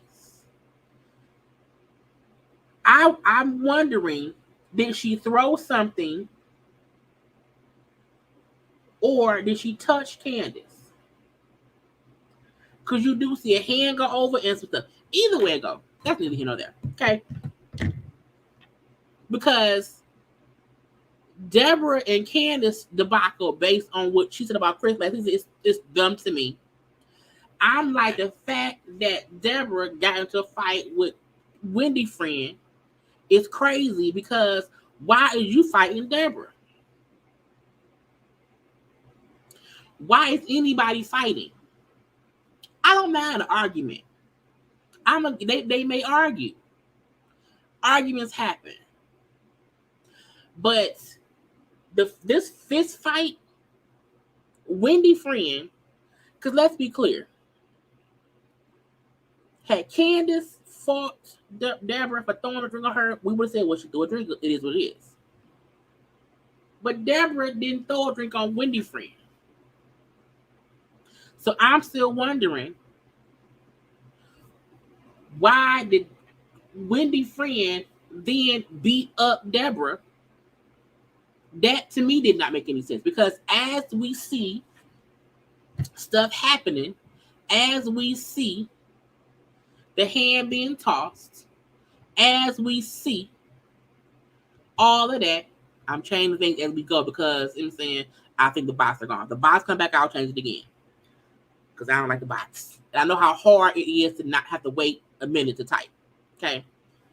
If Deborah threw a drink on Candace,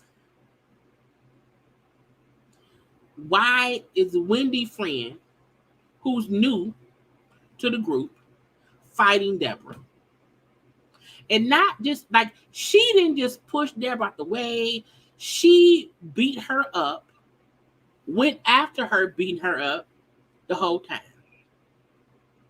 And I said, for me, y'all know my rule, do not come in my personal space, because if I can reach you, we can fight.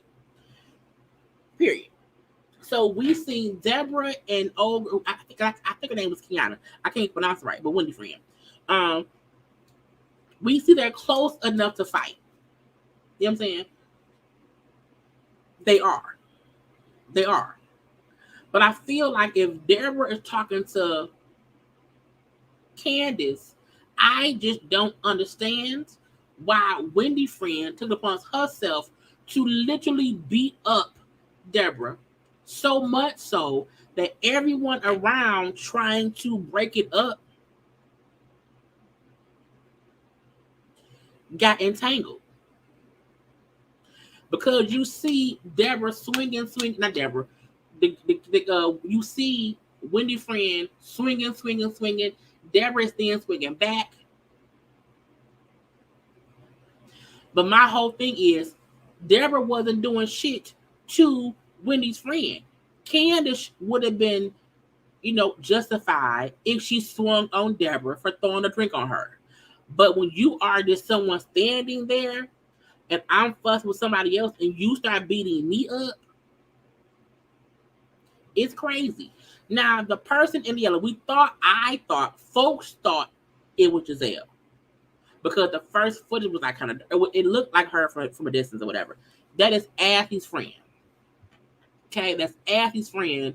Because it's an event for Ashley and Giselle's new, like, clothing, leisure, workout stuff, and whatnot. Because we see, let me share my screen real fast.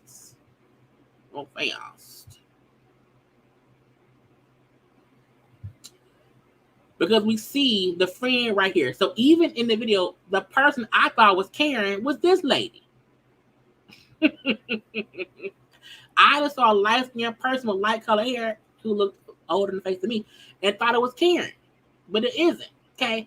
And she said, when you come to my friend event and purposely post a negative altercation to get yourself more followers, you're already canceled. Godspeed to you. That's all I'm going to say. You won't get a tag because I'm sure you want the extra boost. My thing is trying to say, how you clowning someone who recorded a fight?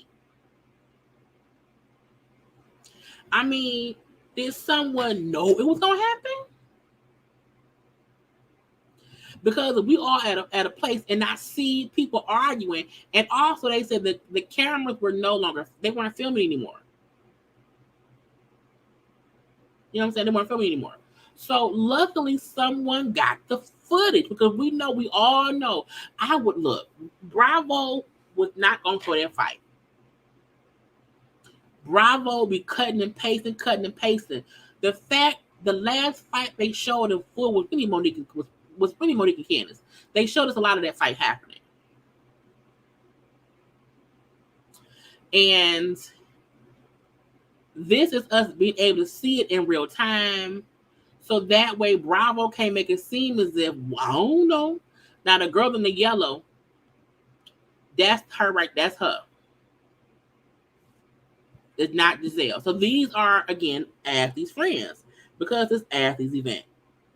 So of course her friend's gonna be there.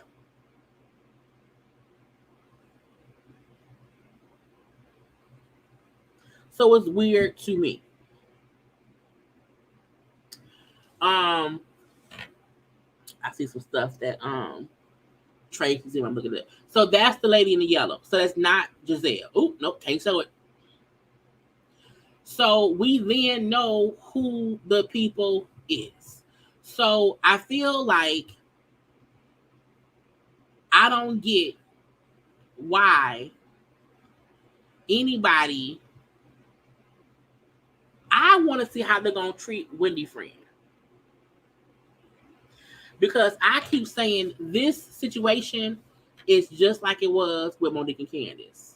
Where if Deborah was talking cash money stuff or whatever, but Wendy friend, started swinging, Wendy friend did the most. Wendy friend is the one who got violent. And folks was also saying Yellow Dress was trying to help.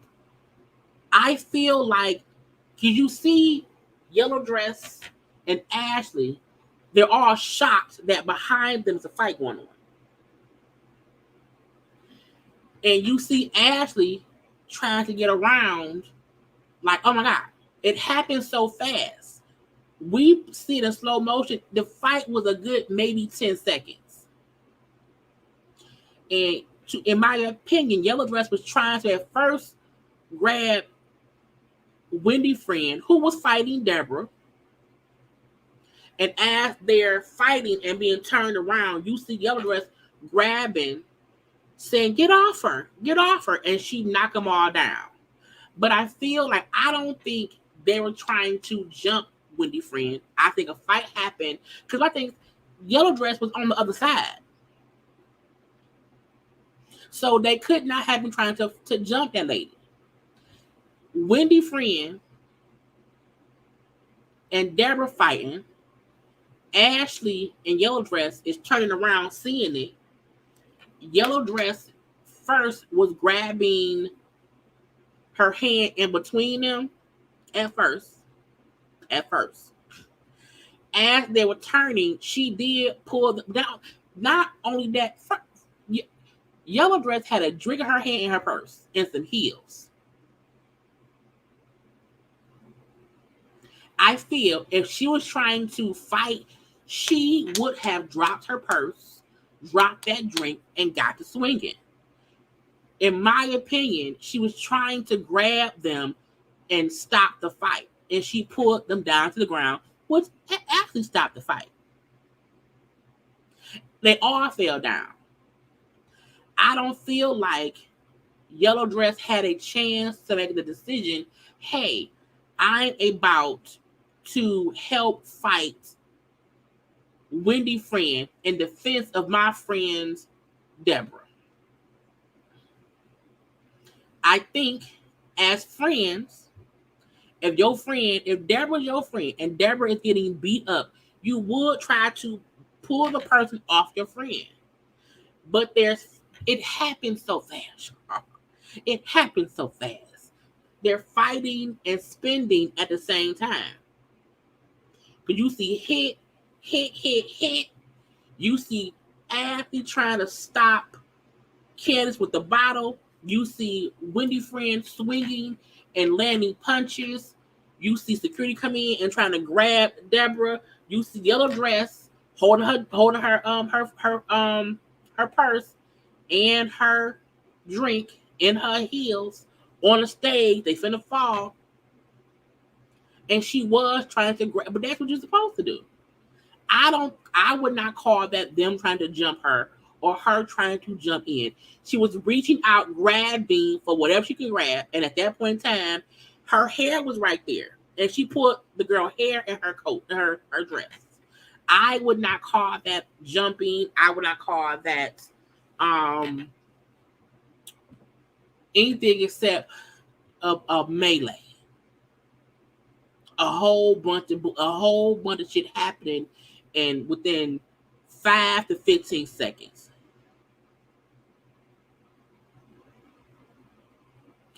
No, after she fell, she was hurt. Probably she hit that ground hard.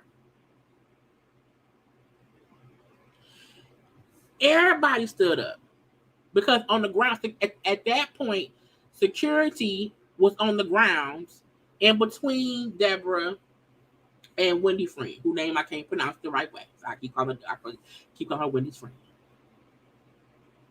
But folk don't like Deborah. Deborah was a whole bunch last season. Deborah did too much last season. And the fact that she back this season possibly still doing too much is crazy. When they fell to the ground, yellow outfit, also her shoes got knocked off. You then see production coming in as everyone who fell is trying to get up. So when I keep rewatching it and looking at different angles and at each person's action, people really was talking as if Yellow Dress was out here helping beat up a Wendy friend. But everybody had their own thing. I want them to hold Wendy friend accountable the same way they did Monique. Because even when people are saying stop, hold up, because Deborah wasn't trying to fight. She wasn't. She got beat up. She did. You cannot toss a drink on someone and not think a fight may not happen. The gotcha is the person who she allegedly tossed a drink on never came up to fight her. Somebody else did. And I'm going to say this right here. If me and my homegirls at the bar or we're at an event and someone is swinging on Karla, if you think I'm not going to get that person off my friend, you're foolish. If you think, if you and your friend somewhere and you are getting beat up, if your friend is not trying to grab the person who's beating you up and get them off of you, that's your friend. I don't fault Yellow Dress. I don't.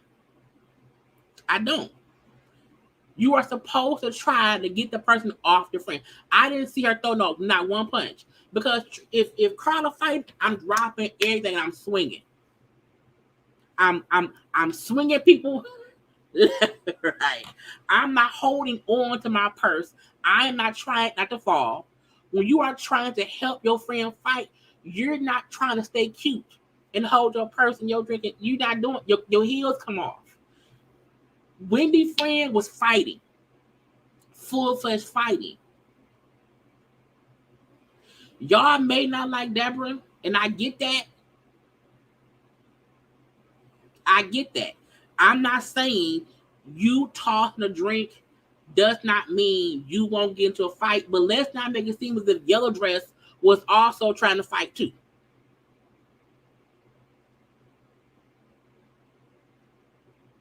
Jumping and pulling someone off your friend is not jumping them. If I'm trying to grab you and all I can grab is your shirt and your hair, if your hair is down and long and it's hanging on your shirt, I can't avoid pulling your hair because your hair is on your shoulder, and I'm reaching for your shoulder. All I'm saying is let's call a thing a thing. What should she have grabbed her around the waist and picked her up and threw her to knock her out the hair? I want to know. Let me know. Let me know. So it's like, let's not deviate from the fact of one, y'all should not be fighting, tossing drinks, throwing bowls. That should not be happening by nobody. Nobody. Nobody.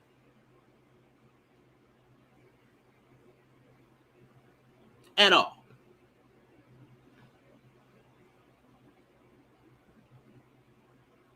Period. I've been in a few fights. You know what I'm saying? I have in life, in my younger years. I'm not a fighter now in my older years. It's not gonna happen. But I know what jumping looked like. I know what intervening looked like. And they didn't jump that lady. They did not. They did not jump that lady. That is not what happened. At all. Now, I'm not saying Deborah was innocent and Deborah didn't do this, or I ain't saying that either. What I'm saying is, I don't understand why on God's green earth didn't Candace and Deborah get into it. That's what I kept wondering. Because I'm like, she tossed a drink at her. And when whatever went towards Candace, I seen Wendy friend, you know what I'm saying, like a face mush, and that's how the fight happened. And if you mush me in my face, I may hit you back in the face. Because as I'm watching right now, I see the hand go towards Candace. I then see Wendy friend hand go to Deborah. I then see Deborah hand go back towards Wendy friend.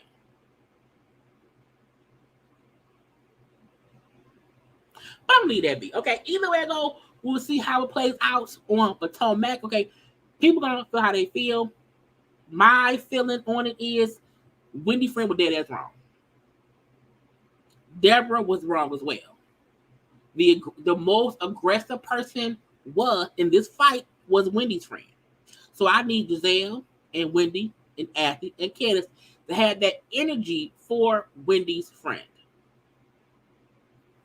Let's move on. Let's get into Bishop of the Robbery. So this man was on live. Okay, he was on live because he's crazy. He wants to sue Tasha K. Tasha K, who's already being Cardi B $4 million or whatever.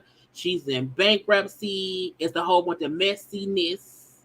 Okay, messiness to it. I know people were reporting that the case against Ms. Jones was dismissed. That is discussed as well. But we gonna just get into Bishop. He's psychotic. He is. excuse me, I feel like Bishop Robbery is a person who feels attacked. He feels like everyone is attacking him. He feel like everything somebody says is slander. He feel like people's opinions of him is hurting him. Look, every time he would do an interview, a live when that Robbie first happened, it made people feel some kind of way.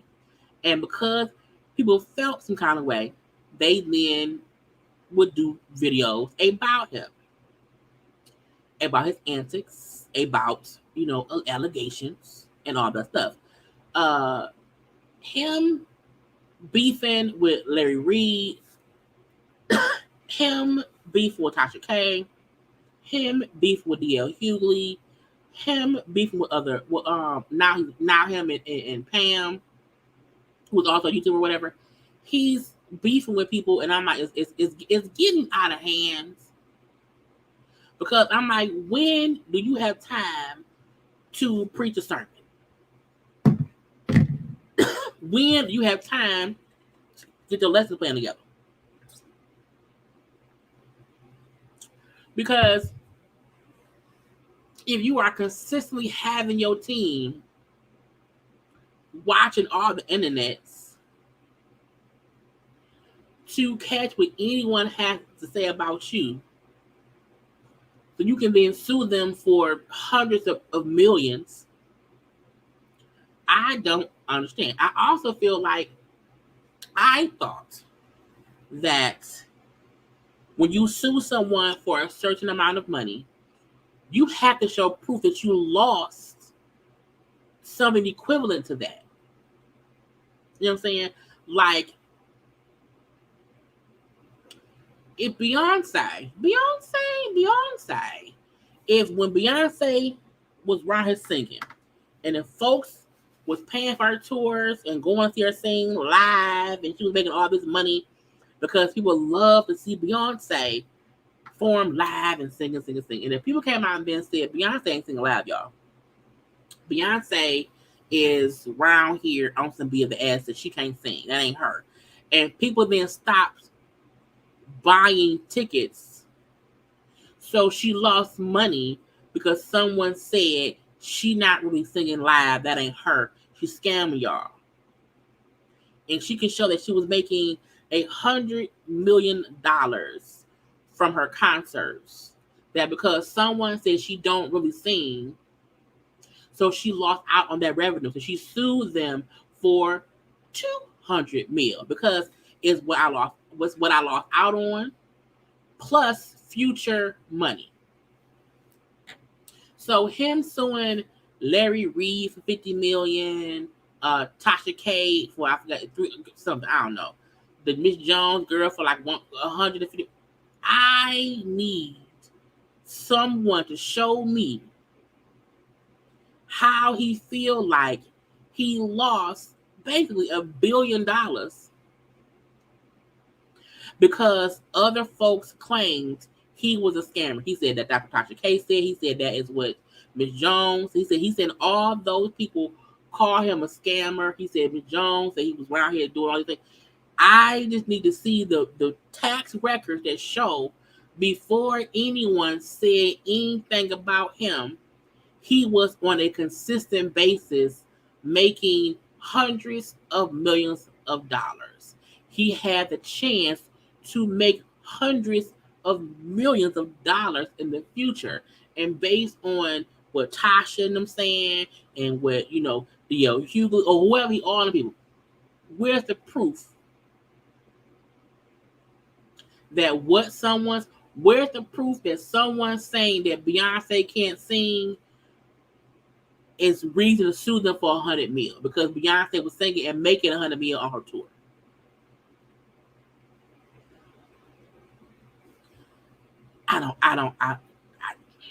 Will he ever show proof of that? I don't know. Now, the first 10 minutes of this live, I got it. I got it from somebody else. I can't do the name of it right now. I don't know. It aggravated me. It ain't bad, but it's just not my quality. Okay, I missed the first 10 minutes, so we have that. We're gonna see. Let's go. Dang, but she's in overdrive. Oh, it's so low, Lord. Just going at everybody, but I'm the wrong one. Y'all at her. Can y'all hear that? If y'all can hear him talking, let me know. Put Tasha K, hashtag Ninja Turtle, hashtag SpongeBob. Yo, does she look at herself in the mirror? I'm serious. Oh, man. Not Tasha being SpongeBob. It's weird that he be around here talking cash money about Tasha K, how she look. And like, no tea, no shade. They can look like each other. She's a female version of him. Like they are both of the chocolate skin. You know, they are both. I'm just thinking, I don't think Tasha K is ugly. I don't. I also don't think she's like a turtle. But I feel like you talk about how she looked when you don't look much different, sir.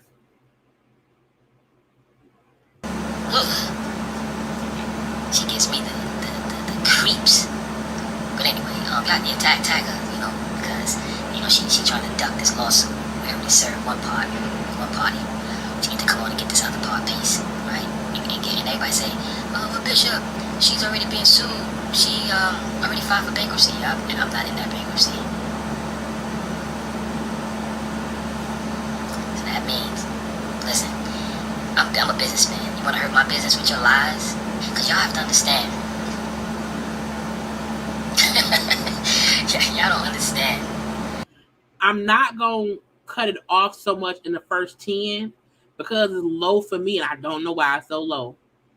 When you get to my footage, it's better. What these fraudulent claims do to business, y'all, you have no idea. What, you calling somebody a fraudster, you calling me a scammer, you calling me this, and people Google, and boom, your stupid YouTubers up there. And then Let's Google him. Because he said when you Google him, the YouTuber stuff come up. And I feel like, I don't know if that's fully true. So let's Google the man. And I feel like we've Googled him before. And I said before, most stuff that come up is like websites and news stuff. Okay? It's it's a couple YouTube things. Okay? But let's see, Black Enterprise, The Root, CNN, the New York Times, Hot 97, the Department of Justice, New York Daily News, Yahoo, allhiphop.com, BET. Like, I feel like, Madame Noir, he talks as if when someone Googles his name, that the YouTube stuff, I'm like, no.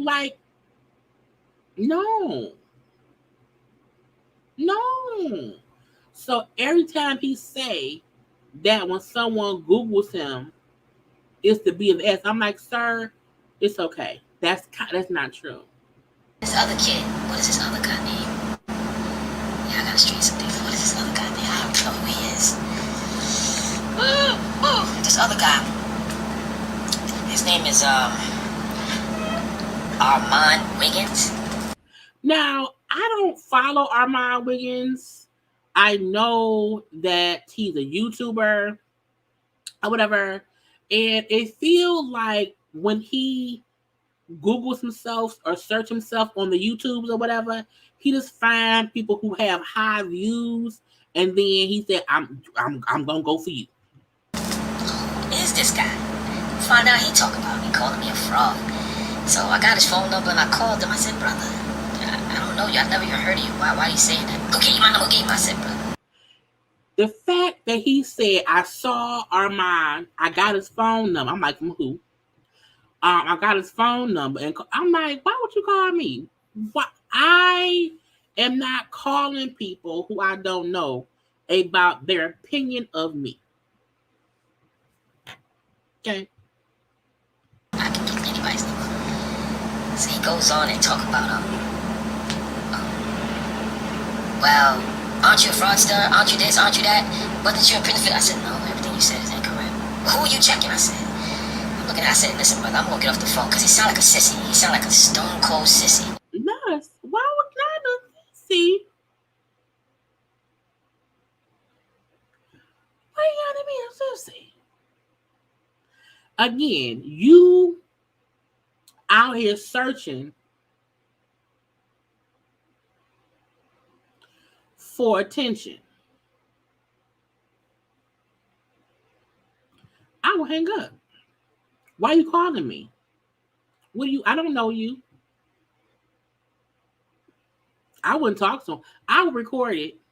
I will for sure record it. I will play it on my channel. But I would not entertain this bullshit. You know what I'm saying? I just wouldn't. But why you calling folk? Because you're on here searching for attention. Because the only way to see what someone on YouTube is saying about you is to search your name in the search bar. Because nobody is not like popping up anywhere else. And I'm saying to myself, like, dang, man, like you don't even know me. But then I got the backstory and I heard who he deal with, and he deal with Reed, and he always keep calling Larry Reed a pedo. So each time he say pedo for Larry Reed, I block it out because I don't like my channel hit. He feel like anybody who talks about him, anyone who comes for him, anyone who has an opinion for him that is not a positive opinion, they must be working with, for, in conjunction with Larry Reed. I'm like, that's obsession. So I said, all right, I get it now. Because if you don't really rock with Larry Reed and he don't talk about you no more, I don't think he does. Why would you obsessively feel like anybody who talks about you works with him? I understand exactly what it's hitting for. It's just like, God dang. It's like, dang, all you do. Yeah, I just found that out. Him and I found out that Larry Reed is his daddy. So you already know. Not his daddy. That man daddy. What type of party that is. Woo! Woo! That's a backdoor party. A backdoor party. Because Larry Reed, you know, is whatever. Is Armand Wiggins a homosexual? Anyway, these dudes, I told him, I said, listen, before I get off the phone, all I'm saying to you is, brother, is this. Be careful what you say, okay? Because my lawyer's locked and loaded. But if you start up with some nonsense, just understand what it is. So you and I read, y'all have y'all little backdoor party, your pillow biting experiences. I would sue. You call me a backdoor party. He is. I don't get why he has to bring up people being gay. Why does that matter? Whatever y'all call it, y'all go ahead and do your thing, okay? And have SpongeBob, aka Tasha K, video it, alright? For all Why Tasha SpongeBob? I care. I don't care. You can talk about me, you can talk about, you don't like how I look, you can talk about whatever you want to talk about. No problem. But when you start the lying, just be ready to hire a lawyer and be ready to spend some paper. Alright? See, it's like he say people lying. If somebody wonders, if they say, I wonder, like the Armand Wiggins say, I wonder if the bishop is scamming. Like, are people not allowed to ask the question, what you doing? Because saying, I wonder how he make his money. Like, I wonder how he pay taxes on the church if he don't own the building. I wonder where does the money go that the churchgoers send in for tithes and offerings. Because if they send in money for tithes and offerings, but he don't have no building, it's only his house, is the tithes and offering going to the house because the house is the church?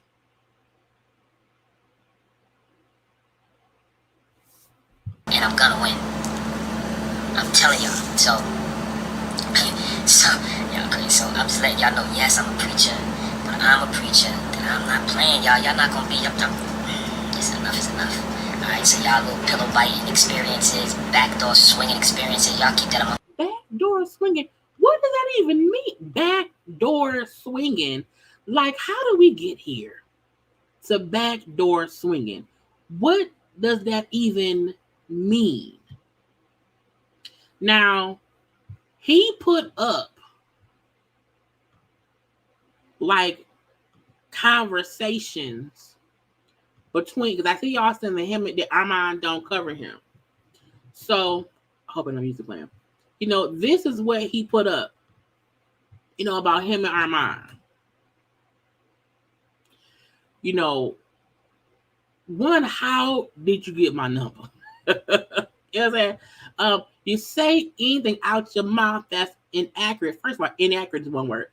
I hope your money right because you will hear from my lawyer. You've been warned. Don't be threatening me via text. I'm going to sue you for threatening me via text. Okay? I guess Armand is speaking in tongue, honey. You're a weird ass clout chaser, effing clown. You tried to go live and beef with me. You're not worth it. I'm not giving you anything online. I might be a sissy, but you definitely is a pussy, okay? Putting your hand on women, effing loser ass clout chaser, okay? He then said, let's meet up with the same energy, Issy.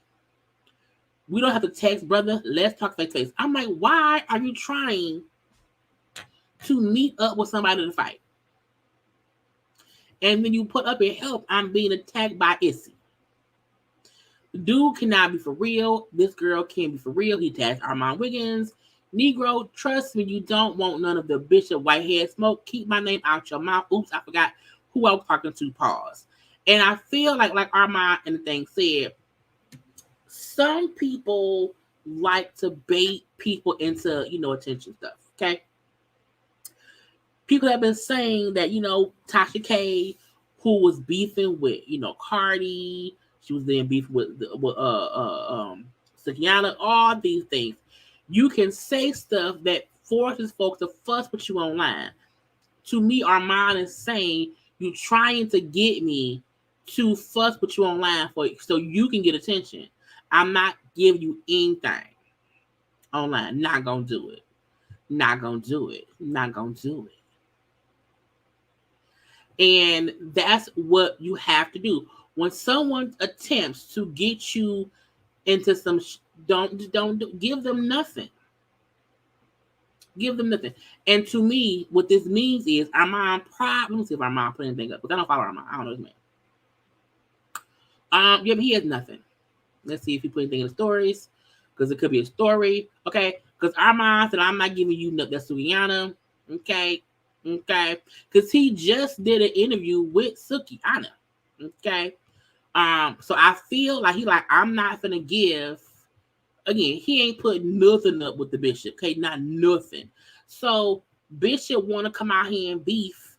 I ain't gonna do it. Ain't gonna happen. Okay. He feel like Bishop wants the attention. I won't give it to him.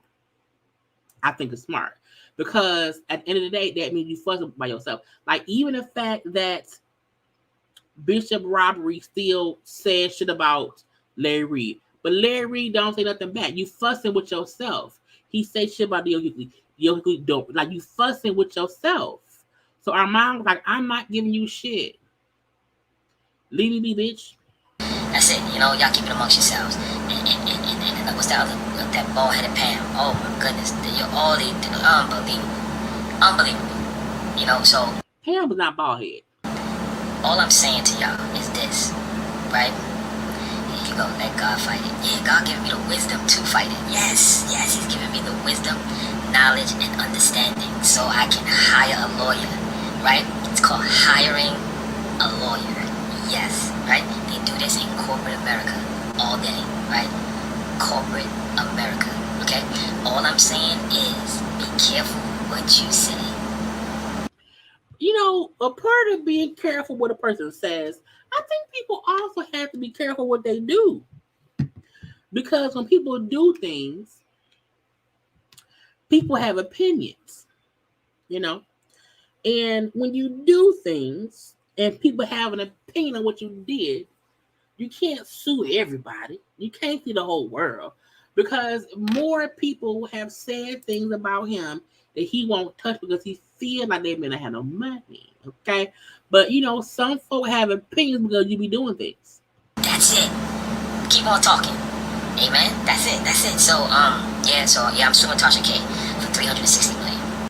Again, he's suing Tasha for $360 million. Now, that's just stupid. She don't have it. You don't have it. You know, the difference between him suing Larry Reed and him suing Tasha K, him suing Miss Jones, is I saw what Tasha said about him. That she said on her app. I saw what she said. The gotcha is, I wonder if he can prove what she said cost him business. Because all these antics that he's doing, in my opinion, has damaged his reputation. You know, because he keeps doing these lives, he was doing interviews. It made most people felt some kind of way, not because of what any blogger said. It was mainly because of what they watched him. My opinion is based solely on his lives. That's it. All his IG lives is based on that. And because he don't be paying no attention, I'm like, you get judged by your action. Now, what Tasha K said, that's going to be in court. It will be because of what she said. And she had to prove the reason she said those things. Him going to court in February for his federal cases, that is also something to see. But you suing Tasha K for $360 million is dumb. One, because she don't have it. Two, because were you ever going to make that amount of money? Did she cost you that? What I would love for, I can't wait for him to have to prove what deal did he lose based on what Larry said, Tasha K said, or Miss Jones said. Because in court, you have to prove how you lost that money. If any of them have the first thing the lawyers to say, show proof that what my client said cost you $300 million. If you can show proof of how you lost deals based on anyone saying, you know, this is what I heard through Tasha K, you know, Tasha K ruined the deal, then you have a case. So I want to see what he lost, what his lawyers put up as proof that he lost that money based on what she said. That's right. And you can duck it, you can dodge it, you can do whatever you want. You can duck it, dodge it. And they say, well, she ain't got it. Well, guess what? I'm going to put liens on everything. That's how we doing this thing. I'm going to put liens on everything. And be ready. So, you already owe Cardi B $4 million, right? You put money in everybody's name. And then you think I don't know where you're at. You ain't alone. You're not alone, okay? You're not alone. Just know that, right? Just know that you're not alone. So you can sit here and put your housing, apartments, whatever else you got going on in other people's name. But just understand, you're not alone. And he's saying things, he's repeating things other folks have said about Tasha. Other folks have said that she's moving money around, she's putting stuff in other people's names, she's gifting things to people in their names, so that way she doesn't have things in her names. He's repeating things that I've heard on social media.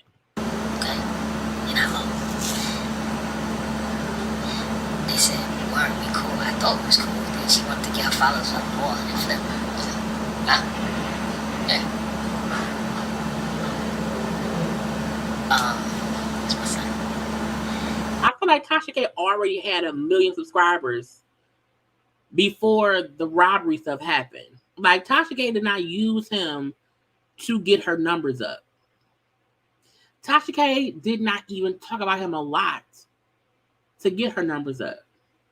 And look at the lawsuit. How is that calculated? Look at the lawsuit. Pull it up. It's on. It's public records, y'all. Public records. Pull it up. But I don't understand why we continuously do this to one another, man. You know, we continuously. And I'm a whole preacher. No matter if they like it or don't. It's like they coming at me like I'm a Negro in the streets. But it's cool, because I come from the streets. I just want to encourage each and every one of y'all to, fight for yours, man. Somebody talk about you, right? Get your paper game up. Get your paper game up, man. What he's saying is, if someone talk about you, just sue them. Sue them and then get money from them. Is that what he's saying, y'all? Is he? Because like, if someone talk about you, get the paper game up. To me, what that means in hood terms, in layman's terms, if someone's talking about you, you can sue them and make money from it.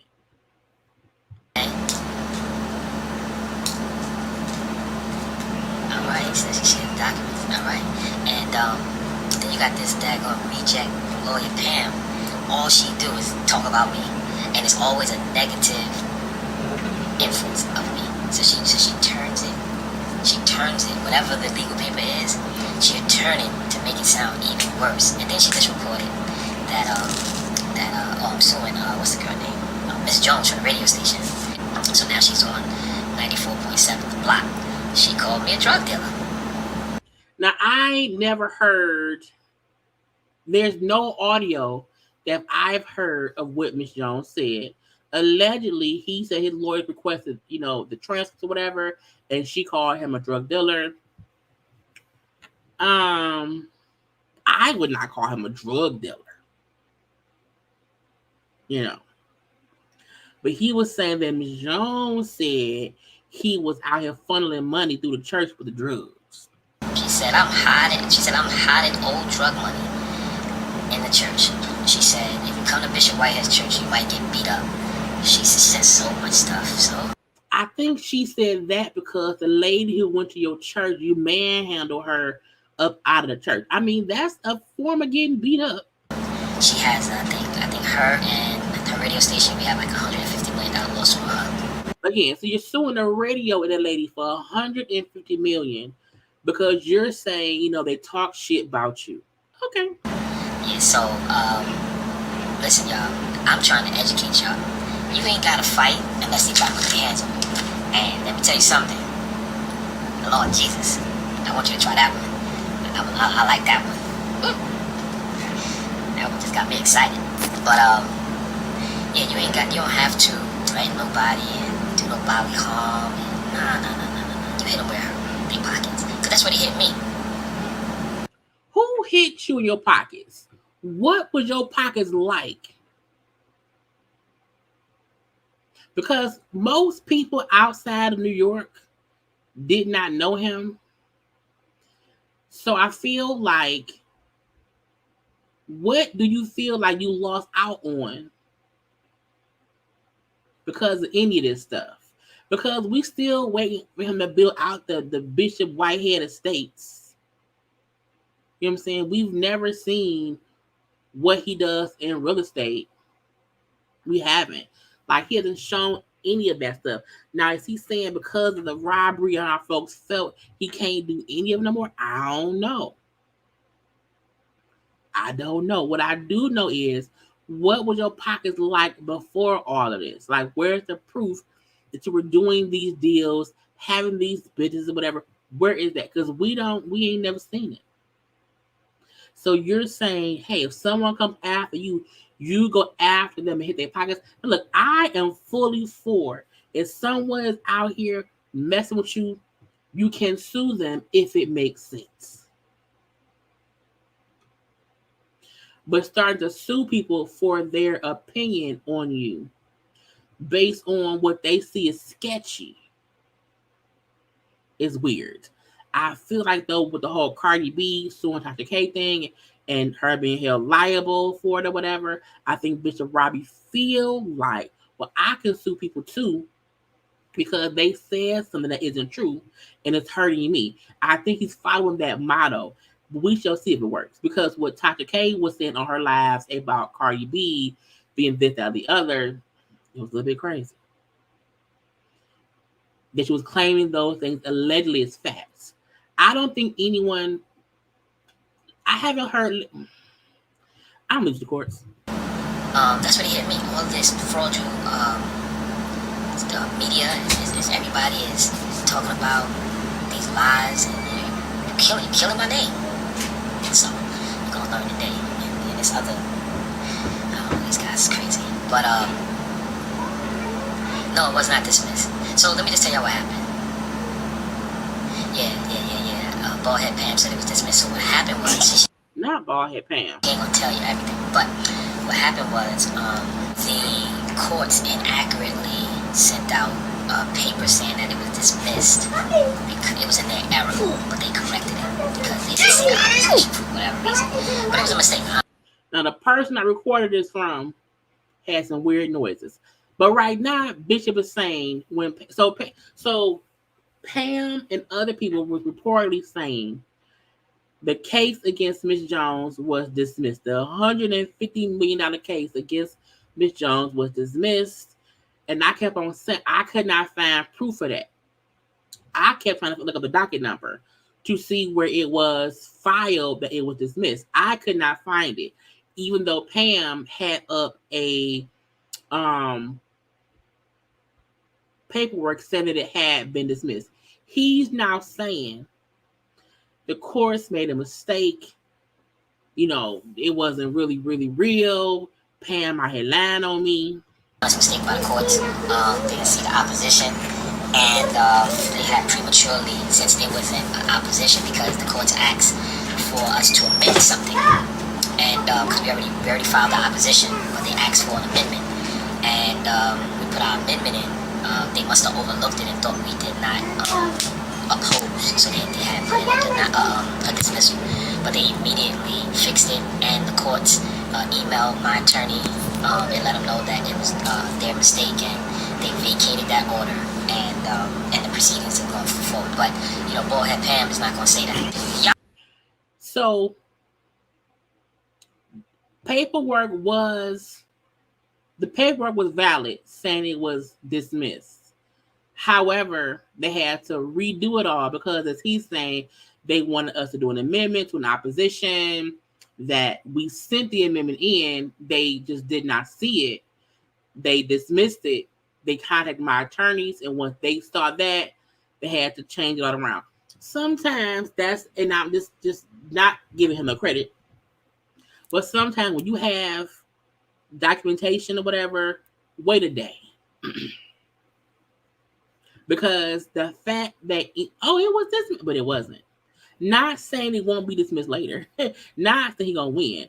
But the point was, he's saying, not me, he's saying, no, I had to grab this part from somebody else, and they recorded him like on a phone. So people who was talking was heard, and that was like, it was kind of crazy. But that's what that was, not him. Even though I think his son is there.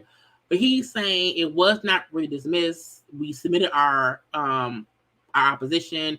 We submitted the amendment, and so they had to fix it. It was not dismissed. I felt like if it was dismissed, it would have been more people talking about it than just on Pam's channel. And when I kept looking for it, like Googling and looking for the dismissal, I could not find anything, probably because they was already fixing it. So the case with Pam, the case with Miss Jones was not dismissed. I'll get her followers up off of my name, and she making money off my name every day. It's Bishop Whitehead. I said, dang, boy, I tell your husband gotta be jealous. But then again, the way he looked, I posted a picture of him, just his teeth, and I said, what do y'all think this is? And y'all came up with every type of animal but a human being. That was crazy. But anyway, let me tell you something, right? When I was in school, I was the jokester. I was the star of the basketball team, and I would just tell jokes. So that's why I said, like, y'all gotta leave me alone, boy. I could go all day. They fine. Oh, God, it's fine. But nope, there's one still left. And that's another thing. Y'all in my bag, man, because, you know, it's almost a year since the robbery, and that's what the robber verse was almost here. The robber verse was almost here. That's gonna be a good live. People start, you know, criticizing me and criticizing my church and all that. That's not nice, right? Yo, it's not nice what they doing to me. Mom, y'all gotta be fair. Stuff they doing to me and saying about me. I ain't got time for it. My husband, teeth look like just like a shark. She be coming on with this crooked wig, and I'm like, dang.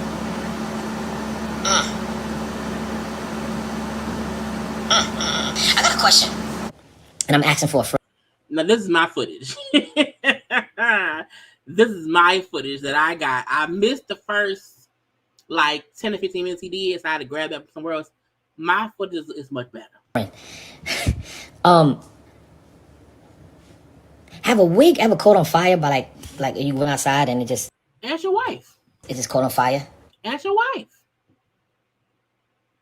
Your wife wear wigs. You know, it's like, you know, usually people ask questions that they can't get the information from people around here. You know what I'm saying? You ask questions from people when you like, okay, I can't find it out from anybody in my house. You know what I'm saying? No one in my house wear wigs. So I don't know what happens with wigs. So I have to ask somebody else about what happens with wigs. But your wife wears. Why didn't you ask your wife?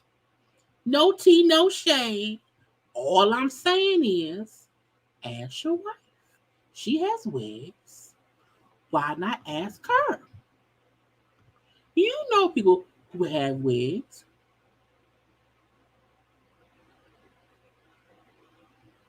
If you can't, maybe it's, I'm assuming maybe there's no one in your household currently who you can ask. I'm asking because bald-head Pam wig looked like it got caught in a situation, right? It looked like it really got caught in a situation, and I don't know. I don't want to talk about it. So I'm asking for a friend, right? I'm literally asking for a friend. Tressie Thomas says she has hair. Oh, God. Well, she still can't change that face. How about that? You know, I feel like when people talk, y'all know my rule. I do not talk about people's God-given faces. Okay? Because God blesses us with what he blesses us with. I am not a YouTuber who has to read people because of how they look, unless they've had surgery. But, you know, a lot of people can't change their face.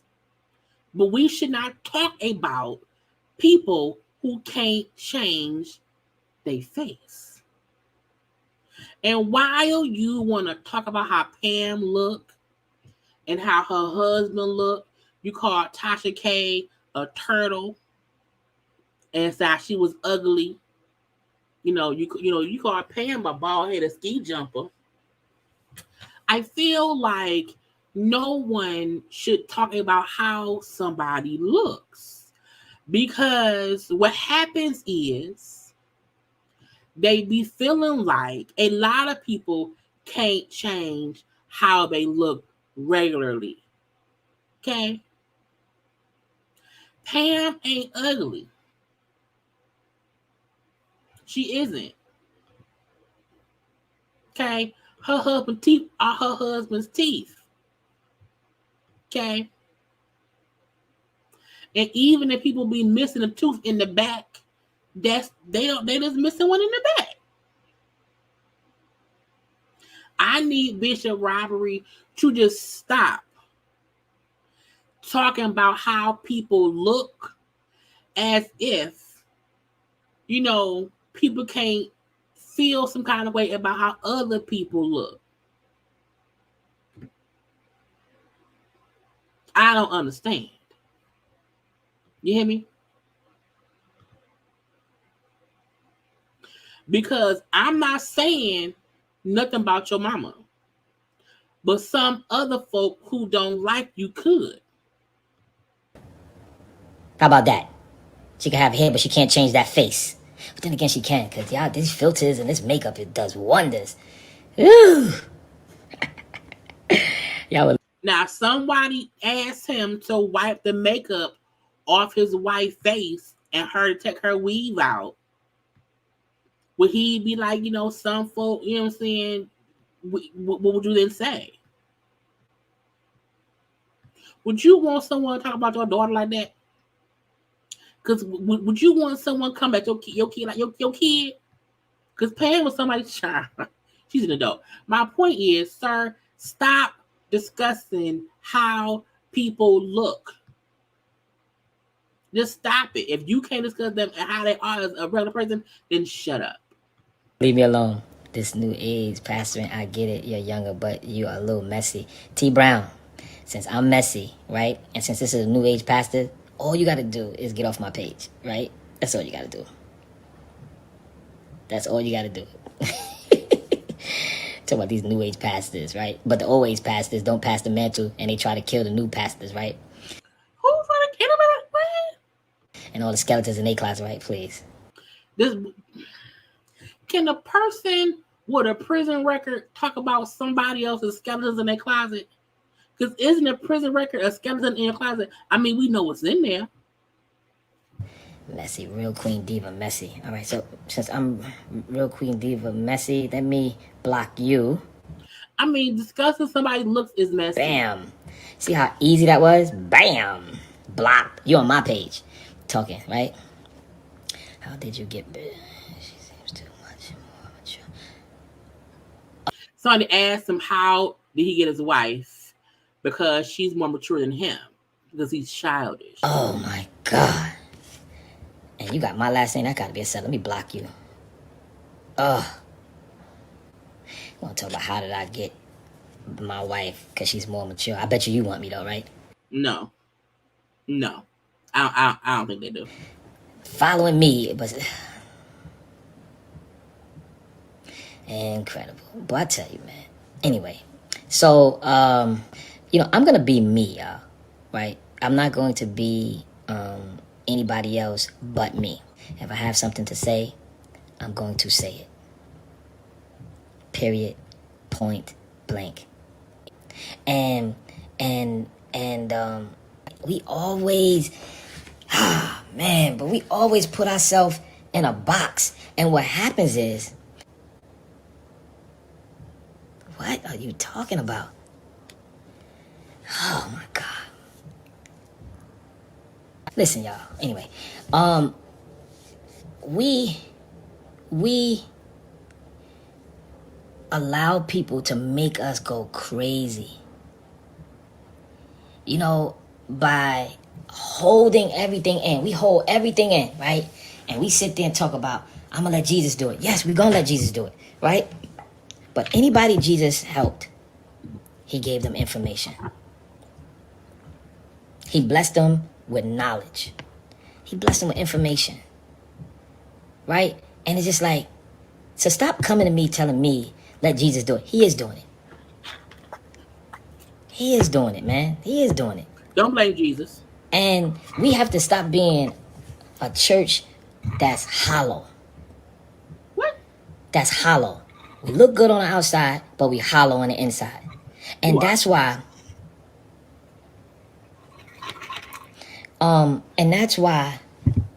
that's why a lot of Christians are struggling financially. What? Because y'all keep talking about, let God is going to bless me. How? How is he going to bless you? If you get into a teaching ministry and not a ministry that's pulling off your emotions, then you'll be able to stop being so heavenly minded and so earthly stupid. Earthly stupid? Sir, I feel like you are an emotional creature, okay? You are very emotional, okay? And you make emotional decisions, so much so that people feel some kind of way about you. So maybe you could be more heavenly. Like, come on. I got the faith. What does that mean? Jesus dismissed the lawsuit. That was his doing. What lawsuit got dismissed? So, like, you guys have no idea the stuff I gotta deal with every day. And like what? Like what? I do allow Jesus to deal with it. However, Jesus deals with it by showing me divine direction. You blaming Jesus for this? You want us to believe that Jesus is directing you to do all this? Jesus is gonna sue you. Showing me divine direction, right? And no, it wasn't, Rosie. Don't worry about it. Maybe next time. See, Jesus dismissed it. Wrong. That's what I'm talking about. Y'all attach Jesus' name to everything.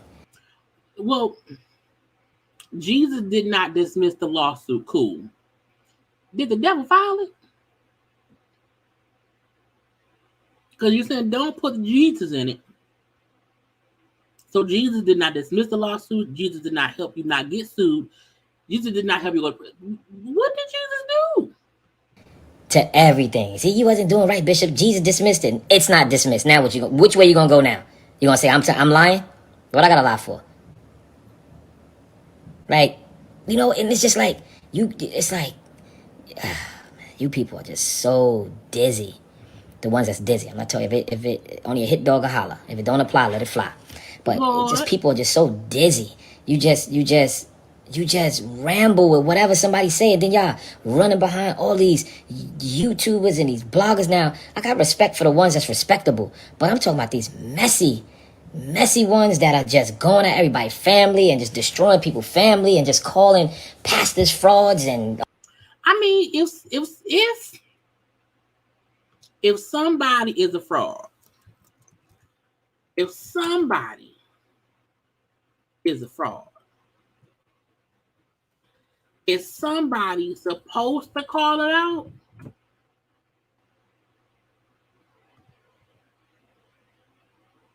I'm just wondering.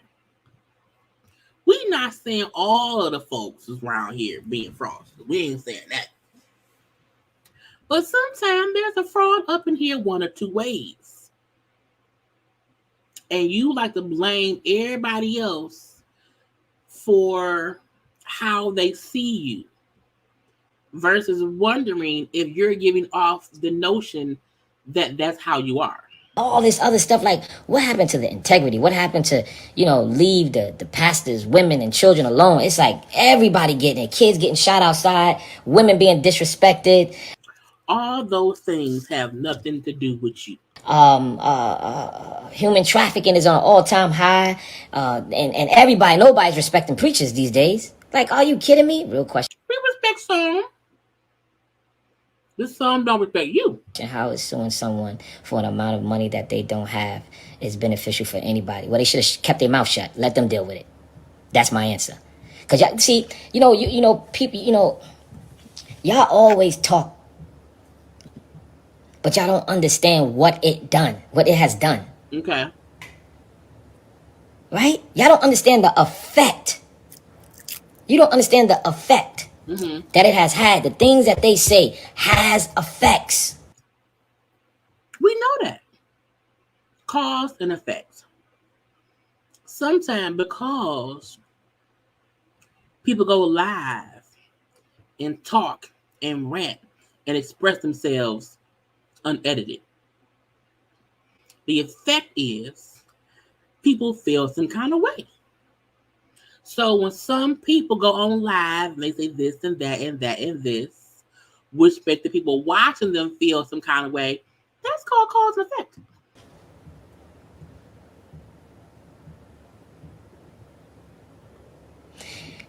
Okay, so most people are trying to say that you've reached a level of success and wealth that most people can only dream of.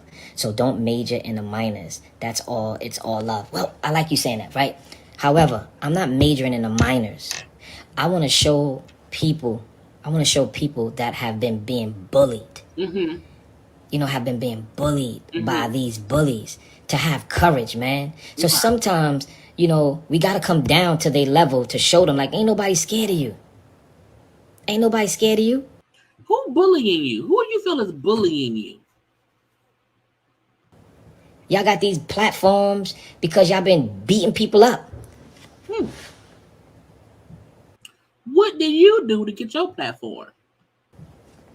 You know what I'm saying? Y'all got these platforms because you've been crucifying people's family. Crucifying people's families. Okay. You know what I mean? And it's just like, okay, so if I just go to the hills and live a successful life, what about the people that need to hear the encouragement? What encouragement? You call Pam a bald-headed ski jumper. What about other bald people who don't want to ski jump? You call Tasha then a turtle. You don't like turtles? You always saying something about gay people. That's insane. What if Job didn't tell his story? Right? What if Isaiah, Jeremiah, Ezekiel, Joshua? What about Moses? Not name all the men in the Bible. What about Joseph? What about Paul? Glory to God. 13 epistles he wrote. What if they never told their story? Then we would know it. And y'all sit back here and y'all watch it. I used to watch it too. Very entertaining. But I never knew the effect it had on families. So are you, because what effect did it have on your family? Did your wife leave? Are your kids upset? Because we ain't seen nobody. We ain't seen nobody come out and express how anything felt. Yeah, I don't know what the pistols is. I'm not against the guns. It's a lot going on, but he up and making it seem like, no one is seeing what happens. What happened to your family? Be the vessel. Tell us what happened to your family that was ruined. But if a bishop is around here, if Jamal Bryant was around here cheating on Giselle Bryant, having babies, we can't protect Jamal Bryant from cheating on his wife and having babies. It's called out. Jamal Bryant ruined his family. Okay? So you cannot be someone who does something that gets exposed, which then ruins the family, and you want to blame the person who exposed you for what you were doing. That's not how life works. Families. I can post something right now, information that I know, and I can guarantee you about 10 to 20,000 will pop on just like that because of who I am and what I'm going to say. Sir, you have never had 10 or 20,000 of nobodies popping up nowhere. You have 115 people on your live. You be having 30 people on your church lives. We ain't seen not one person pop up and in support of you. Now you mean that you have some gossip on somebody, and if you release some gossip on some people, a lot of folks will come watch. I mean, we will. But also, if you were a great preacher who folks believed in and wanted to follow your word, you could also have followers. But no, you have the mess. Just like that.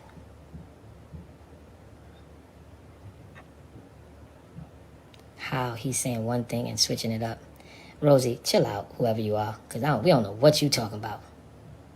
We don't know what you talking about. You just want to get in the conversation. You just want to get on there, right, Rosie? You say, I want to get on where I fit in. I want to get in where I fit in. Are you suing Tasha? Yes, I am. Black dog, yes. Yes, I am. And she's going to lose. And she know it. And then what's she going to do? Try to file bankruptcy again? Because this lawsuit is not attached to that bankruptcy. So for all of you lawyers, oh, well, she already filed for bankruptcy, so he ain't going to... No. When you file for bankruptcy, you have to put in all of the creditors at that time that you file. I'm not a creditor yet. Sir, she don't owe you no money. She don't owe you no money. So you can't be a creditor. I mean, you're trying to sue her, and that's what it is. But she can't, you haven't won anything yet. Hell, you better hope she don't sue you for suing her. She may sue you for suing her, win $4.5 million, pay Cardi B off, and then pay off her bankruptcy. Okay? My judgment is coming on her, right? And you ain't gonna be able to file it again. You got problems. But anyway, y'all, you know, I just really want y'all to stay encouraged. I really want y'all to stay encouraged, man, and You got 4 minutes left. stay focused, and you know, really trust God in this season, and stop trusting people's opinion.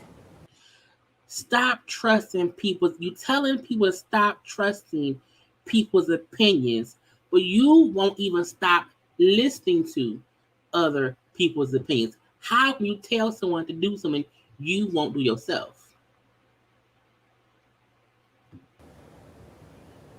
Nah, you ain't gonna. Nah, you alright. And I, you know, and like, I see a couple of my members up here Where? and stuff like that, but they'll tell you about me, man. Like, I'm They never had, no member has ever told us anything about you. authentic, and I love Jesus. I can preach very well, and Are you sure? and as I get older, it's gonna get better and better.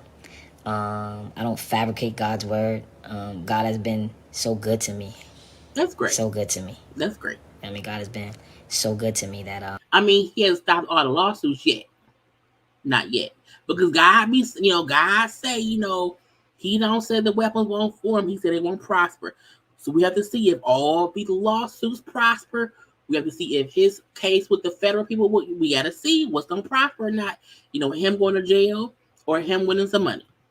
you know, I don't need to do nothing against God, you know. I'm not saving this live.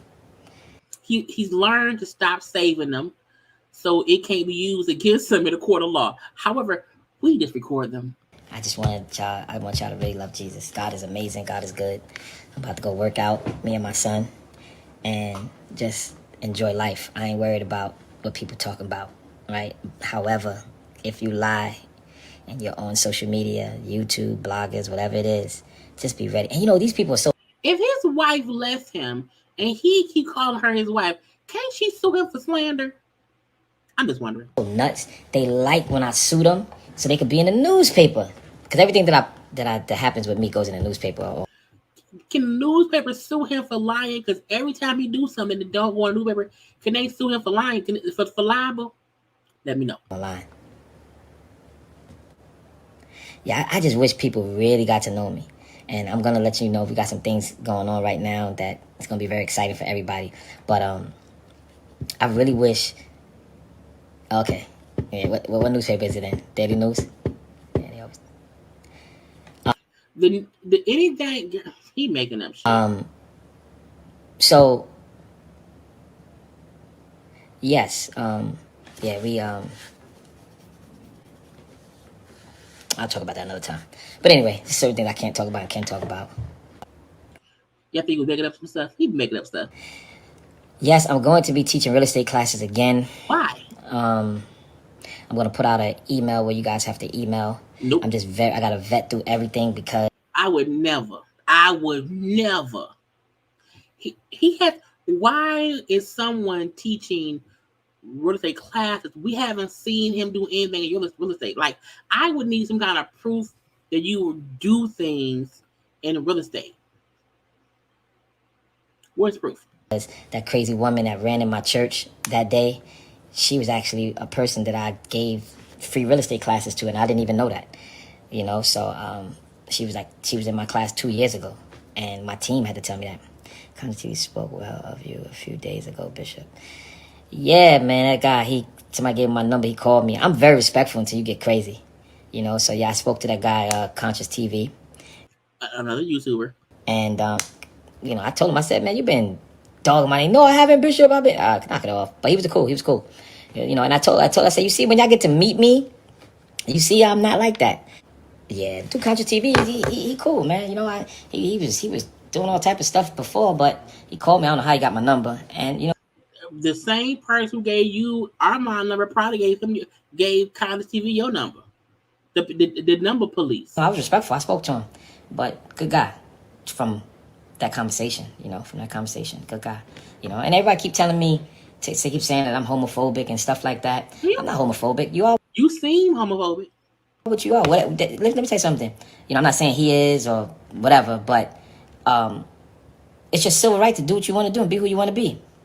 But you use terms that make you seem like you're homophobic. It's your civil right. It's your civil right to be. So if God still has me ministering to you, he still minister to you. Period. Point blank. That's it. It's just that what you like is not common to what I like. That's it. That's it. What's all. And you can't just try to push it on anybody. So when people try to build that narrative that Bishop Whitehead is homophobic, nope. I love all people in the name of Jesus. That's it. I ain't boxing nobody. I want to get in the ring with D.L. Hughley. Y'all know D.L. Hughley ain't said his man's name since ever. The fact that D.L. Hughley never put out the interview between them show that man don't care about you. Let that go. I don't trust none of them, so you ain't gotta worry about that. I want to get in the ring with D.L. Hughley. That's who I want to get in the ring with. Allegedly, your wife left you. Is this true? Why doesn't she? He won't answer the question. Your wife left you. What happened? He won't answer that question, even though everybody asks. You know what I'm saying? Damn. Oh my God. All right, man. I love y'all so much, man. Y'all hit the notification button, man, so y'all can know when I pop on. And we got a lot of great news coming. A lot of great news. This second half of the year has to be my year. The first half. I mean, I don't know. Half was the setup. This next half, y'all gonna see God do his thing. All right. So just be ready. We're not ready. And that was all the crazy man said. Okay. Look, Bishop Robbery really be around here acting like he's innocent, of perpetuating antics that make people feel like he on some bullshit. Okay. I feel like the most that we find out is from him, is from his lives. It don't be from the news. It be from him. It be his antics, okay? It be him in a car, him in the house, him in a car, him in a house, okay? It's from that. So I feel like he's on some BS. He was live tonight in his car before I was on live. Again, acting crazy. So we shall see, y'all. But anyway, y'all, that is all we have today. Okay, it was a long... y'all got a long laugh. I have been doing. I had short lives all this week. This was a 3-hour tour. Okay, I hope y'all all enjoyed. I hope y'all all have a good night. I will have content up sometime on this week of the ends. Okay. Yes, Sunny, long live. I am tired. Okay, got off work, came on here. So please make sure that you've already subscribed to my channel. Like the video, follow me on social media at JayLeesCorner on IG, Twitter, and TikTok. Okay, and I will see y'all tomorrow or something. Okay, sometime this week. But I love you all. I hope you all enjoyed this crazy ride. Okay, that I did not think would be so long, but it was. I talked too damn much. Anyway, I love you all. I gotta go. Bye.